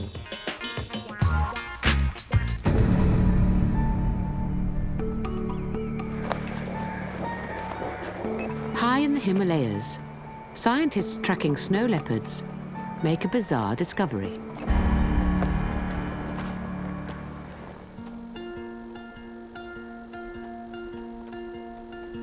A mysterious cat with an uncanny resemblance to Garfield, nearly 3 miles above sea level. Is it a baby snow leopard or a completely new species of cat in Nepal? Biologist Tashi Gale is baffled. In the beginning, I didn't know, we saw a small leopard. So I posted on Facebook. Gangaram Regne recognizes it immediately. When I saw the photo, then I completely surprised. I did not sleep all night. The same evening, many colleagues identified that it's a Pallas cat. So not a baby leopard, but a Pallas cat. These furry little felines were known to exist in Mongolia and elsewhere in Central Asia. But no one had any idea they were in Nepal, or had such a head for heights.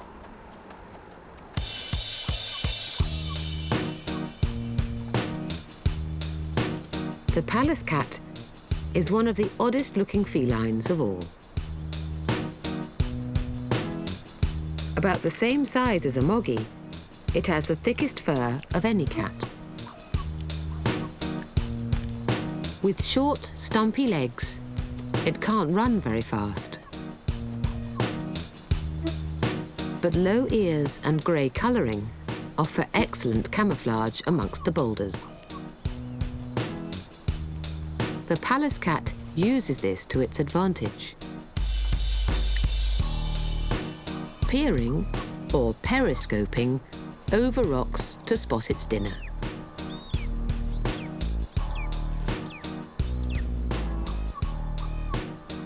It's the cat's need to always move away from where they are born and establish new territories that have pushed them into ever more remote parts of the planet. There's no greater example than the furry little Pallas cat high in the Himalayas.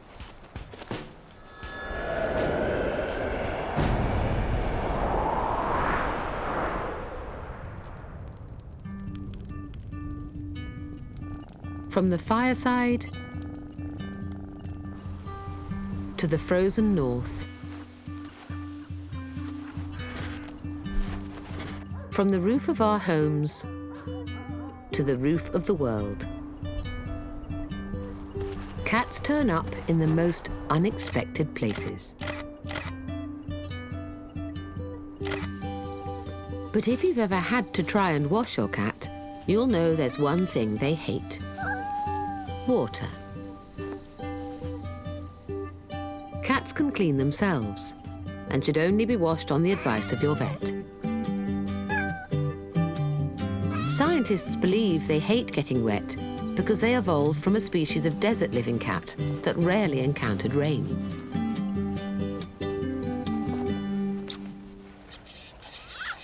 But in the swamps of Sri Lanka, there's one wild cat that busts this age-old myth.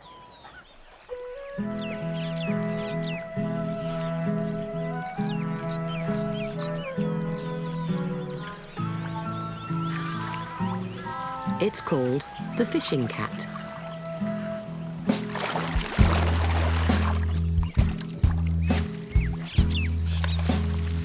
And for biologist Anya Ratanayake, it beats the big cats paws down.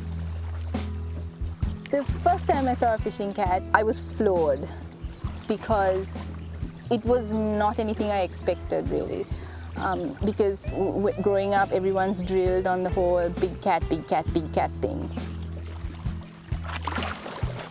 Kind of felt like somebody was keeping a really big secret from me for a long time. So that's when I realized that forget the leopard. I mean, who cares about them? Let's start working with the small guys. So Anya started tracking fishing cats in the swamps around Sri Lanka's capital, Colombo.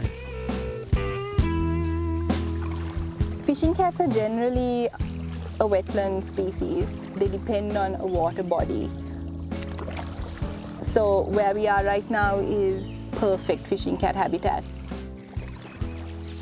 Lots of fish around, really good cover, limited human interaction in here, so it's just great for the cats. So where there are fish, there should be a fishing cat.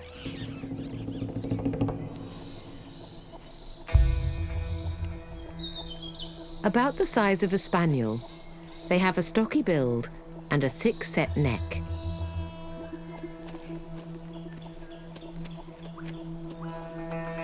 And they're champion anglers. 3/4 of their diet is fish and crustaceans.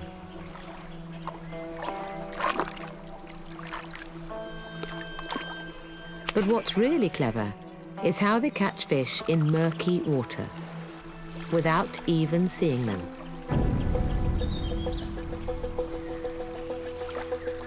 They use their whiskers. It's a trick also used by our pet cats. Cats have excellent long-distance vision, but anything less than 30 centimeters away appears blurred. So when it comes to delivering the deadly bite, they're not using their eyes, but their whiskers.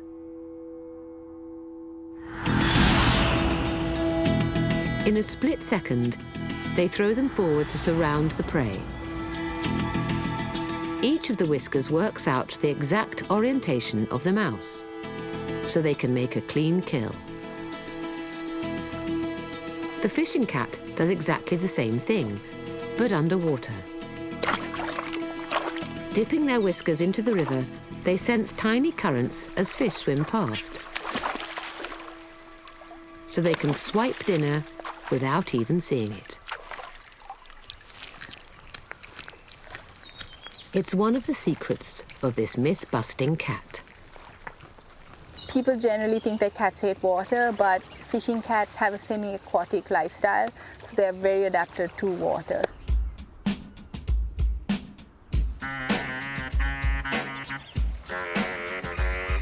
But in the jungles of South America, one big cat has taken its love of water to even greater depths.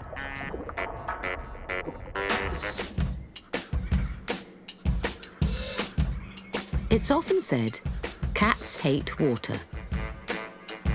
But in South America, one big cat loves to take a dip. The jaguar. Weighing up to 100 kilos, they are the biggest cat in the Americas and are brilliant swimmers. This might look like doggy paddle, but these powerful predators can swim hundreds of meters across rivers. In captivity, they've even been known to dive underwater in search of food, holding their breath for more than 30 seconds. In the wild, they could use these sub-aqua skills to hunt turtles and fish. They are the world's most impressive free-diving felines.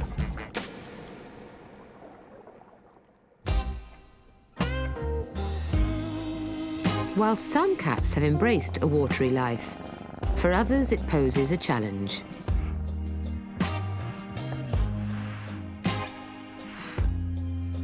Our pet cats and their wild cousins communicate and find mates through smell. Scent marking lets other cats know they're around and looking for love.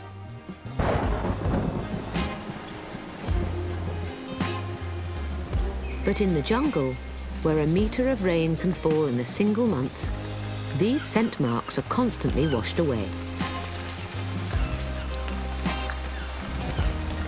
So finding love in the rainforest is not easy.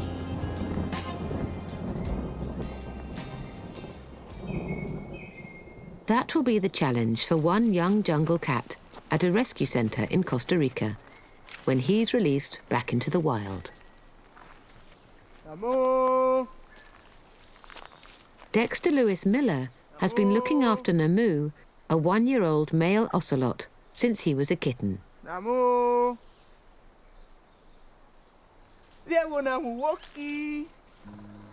Namu Woki! This is Namu.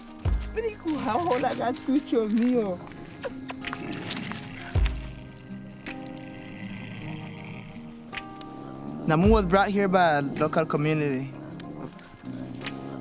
When he first came here, he was probably about 1 week old, maybe 2 weeks old. He was very, very young.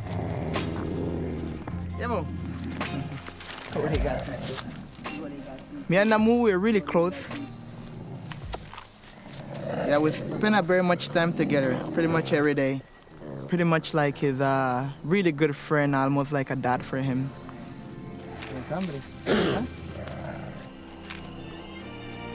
Every day, Dexter takes Namu for a walk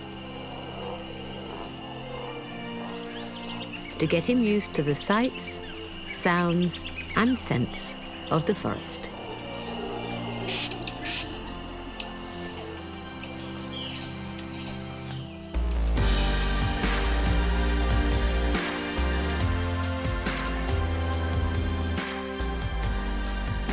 Ocelots are found in South and Central America. In the 1970s and 80s, they were hunted for the fur trade and nearly driven to extinction.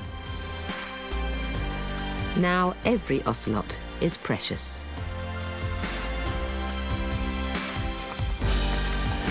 They feed on a variety of jungle animals. And Namu is learning fast.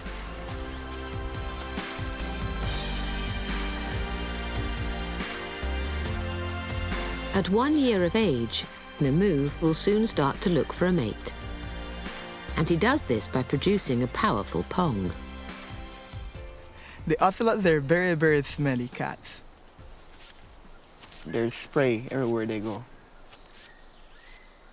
This pungent scent contains pheromones, chemicals that attract the opposite sex. Being able to detect pheromones will be crucial to Namu if he is to find a mate in the jungle. So Dexter's setting up a bizarre scent test for him, with some of the finest perfumes. Today we're going to be testing Estee Lauder, Calvin Klein, and Chanel. But we'll see which one he likes the most. This may seem strange, but some perfumes also contain pheromones. And it's thought that ocelots confuse certain brands with the scent of a potential mate.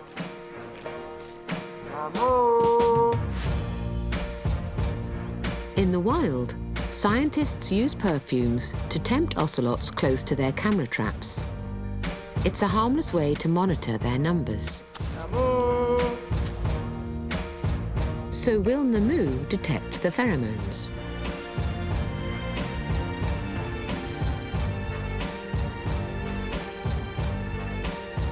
He's not keen on the first one.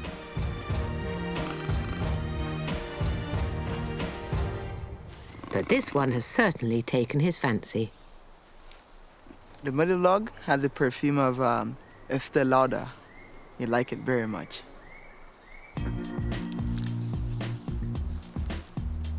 But for Dexter, the most important thing is how Namu detects the perfume. He doesn't just smell it through his nose, as we do. Namu uses his tongue to flick particles to a special scent detector inside his mouth. Our pet cats do this too. If a tomcat comes across the scent of a female, he'll open his mouth and taste the air. It's known as the Flehmen response, and it helps cats communicate through scent.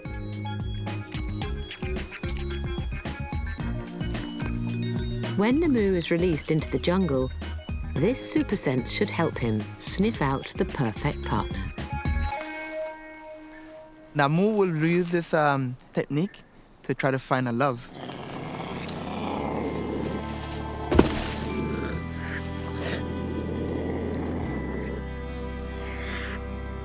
Namu! He's gonna be loving the jungle, but also he's gonna remember us for a very long time as well. I will miss him very much, that's for sure. But I'm very happy if one day he take off and just start living in the wild.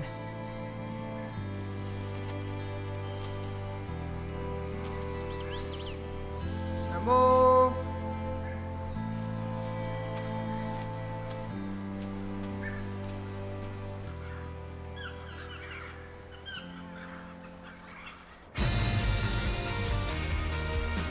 We've seen how our Moggy's wild cousins have been pushed to extreme places by the need to always find new territory. It means they've had to constantly adapt and change their diet to what's around. But all cats are fussy eaters. Strict carnivores, their stomachs can only digest meat and flesh. Way back in their evolutionary history, a genetic mutation meant cats lost the ability to taste sweet things. Which is why our pet cats show no interest in fruit or berries. In the wild, being strict carnivores means cats have to be phenomenal hunters.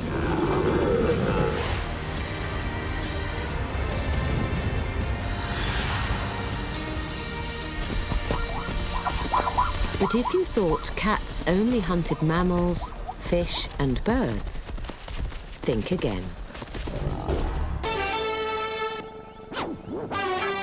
In Sri Lanka, there's a pocket-sized puss with a most unusual diet. The rusty spotted cat. Weighing just over 1 kilogram, a third of the weight of a domestic cat, it's one of the smallest felines of all.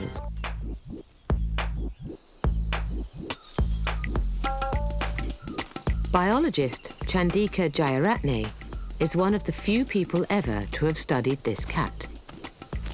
Russies might look like a tiny little domestic cat, but they're far from it. They're more like a, would you say, a tiny leopard?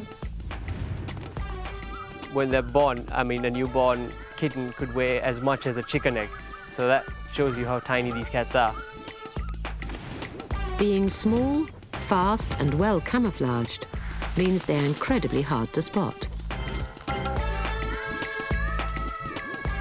I've seen in the wild.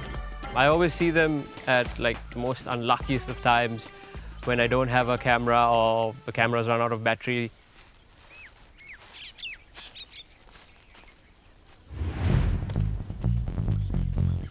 Don't be fooled by their delicate frame. Size for size, rusty spotted cats are said to have the bite strength of a tiger. But it's what they eat that surprised Chandika. It's surprising to think that a cat would eat an insect, but they're easy to catch. There's no real threat from locusts biting back. So, and also very nutritious, high in protein.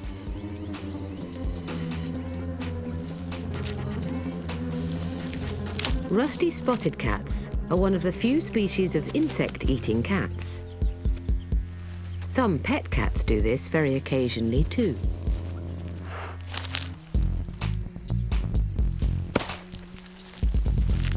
In the jungles of Sri Lanka, eating insects has given this tiny terror the edge. But in the desert, there's one small cat with a more sinister diet.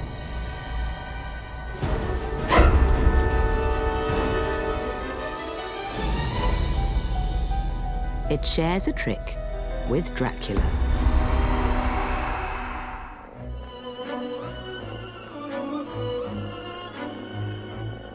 Our purring pets crave warmth, hate water, and only eat meat. But to survive in the harshest places, their wild cousins break all the feline rules.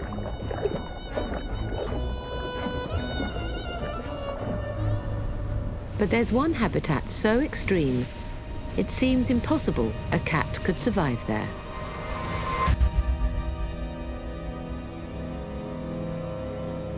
The desert.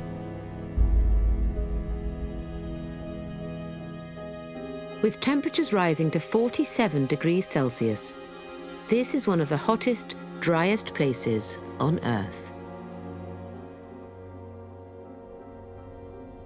Yet one hardy little cat can live here, thanks to its sinister diet. The sand cat.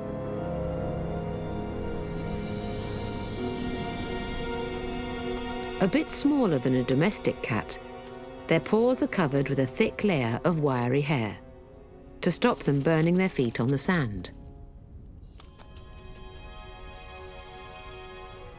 It's said they can survive without water longer than a camel, thanks to a chilling secret. Like Dracula, sand cats consume the blood of their prey. They get all the moisture they need from the flesh and blood of small mammals. And their favorite food and drink is a desert rodent called a jerboa. But they're hard to catch.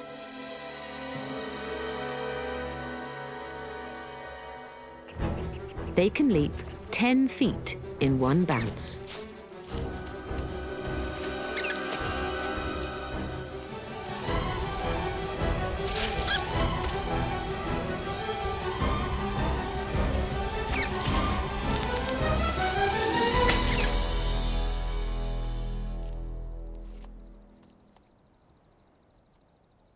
The sand cat is another example of how cats have adapted to live in the most unlikely habitats. But perhaps the strangest place of all to find a wildcat is not the desert or the rainforest, but the urban jungle. Across the world, gardens, parks and pavements have always been the preserve of our domestic cat. Big wildcats only exist in the remote wilderness. Or so we thought. Imagine this Moggie's surprise when it came face to face with its 100-kilo cousin, the mountain lion in America.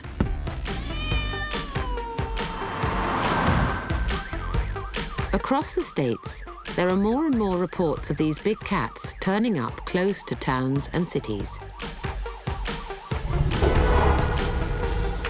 including the most famous of all, the Hollywood mountain lion. This recent photograph, taken by remote camera, shows a mountain lion on the outskirts of Los Angeles.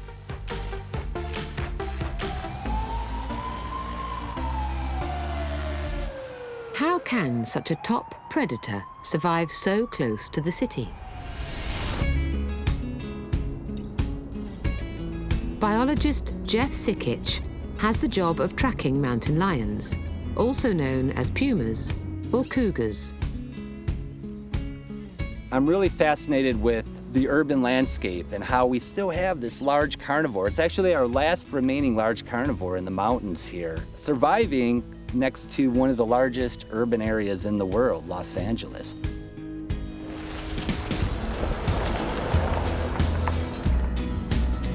As part of his research, Jeff tracks 10 different mountain lions in the Santa Monica Mountains around Los Angeles.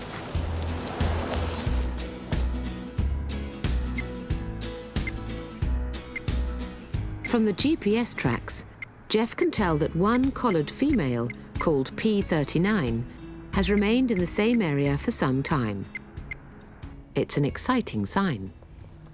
So we're looking at a cluster of GPS points for P39. And there's a cluster of points from a little over a day and a half.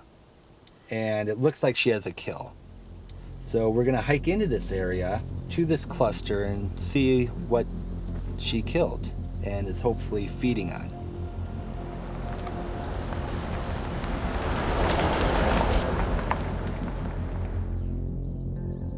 Mountain lions aren't fussy about what they eat. They'll take anything from small mammals to adult deer. Mountain lions are ambush predators, so they'll actually stalk their prey and get pretty close, sometimes within ideally 10 to 15 meters, where they have a burst of speed. Mountain lions are more sprinters than endurance runners, so they're extremely quick.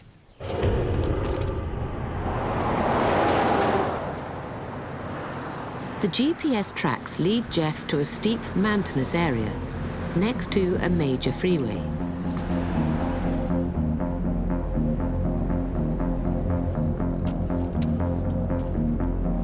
It seems an unlikely place to find a top predator. But there's evidence our mountain lion is still in the vicinity. This is real fresh urine right here. We have a track of her.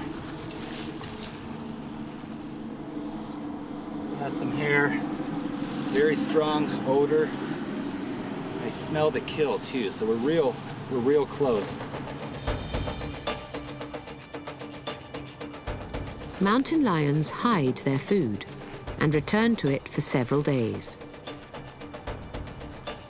For Jeff, it's a giant game of hide and seek.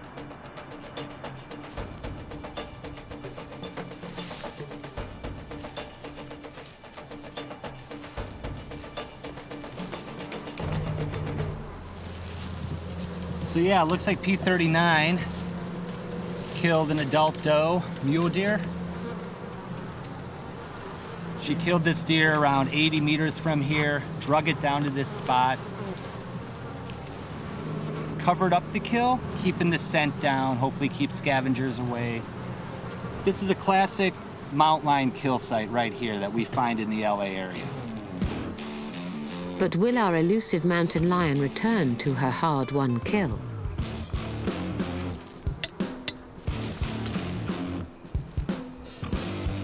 Jeff sets up a surveillance camera and leaves it running overnight.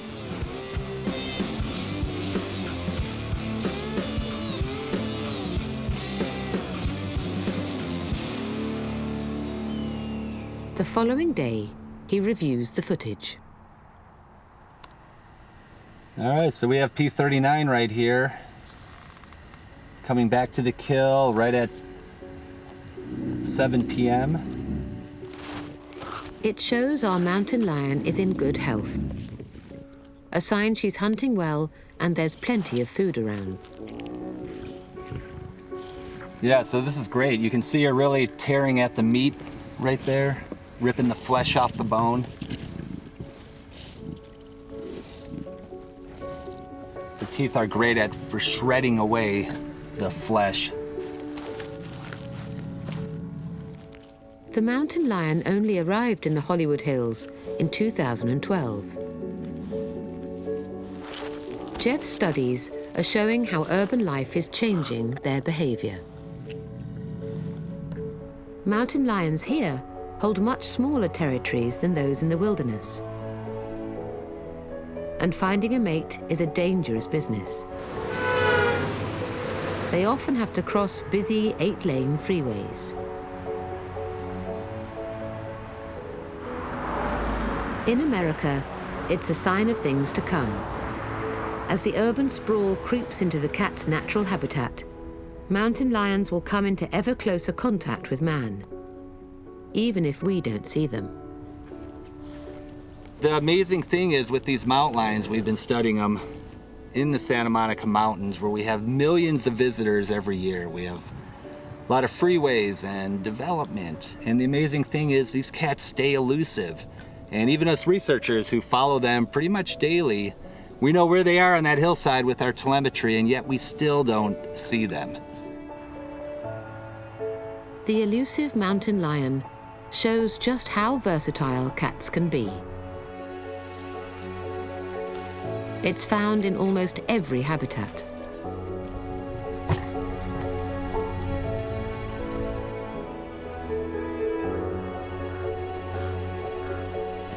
And now, next to one of the world's busiest cities.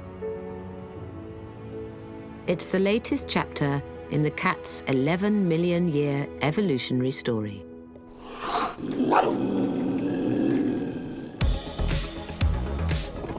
Through this series, we've discovered how the first cats evolved in the jungles and developed special limbs to climb up and down trees. We've seen how they grew thick coats to live in the cold, large lungs to hunt on the roof of the world, and a taste for blood to survive in the desert. No other group of predators has been able to adapt to such an extreme range of habitats. But today, the most numerous cat of all is the one in our front rooms. There are 600 million domestic cats worldwide, and they are found in every corner of the globe. By giving up the wild and coming to live alongside us, our purring pets have become the most successful cat of all.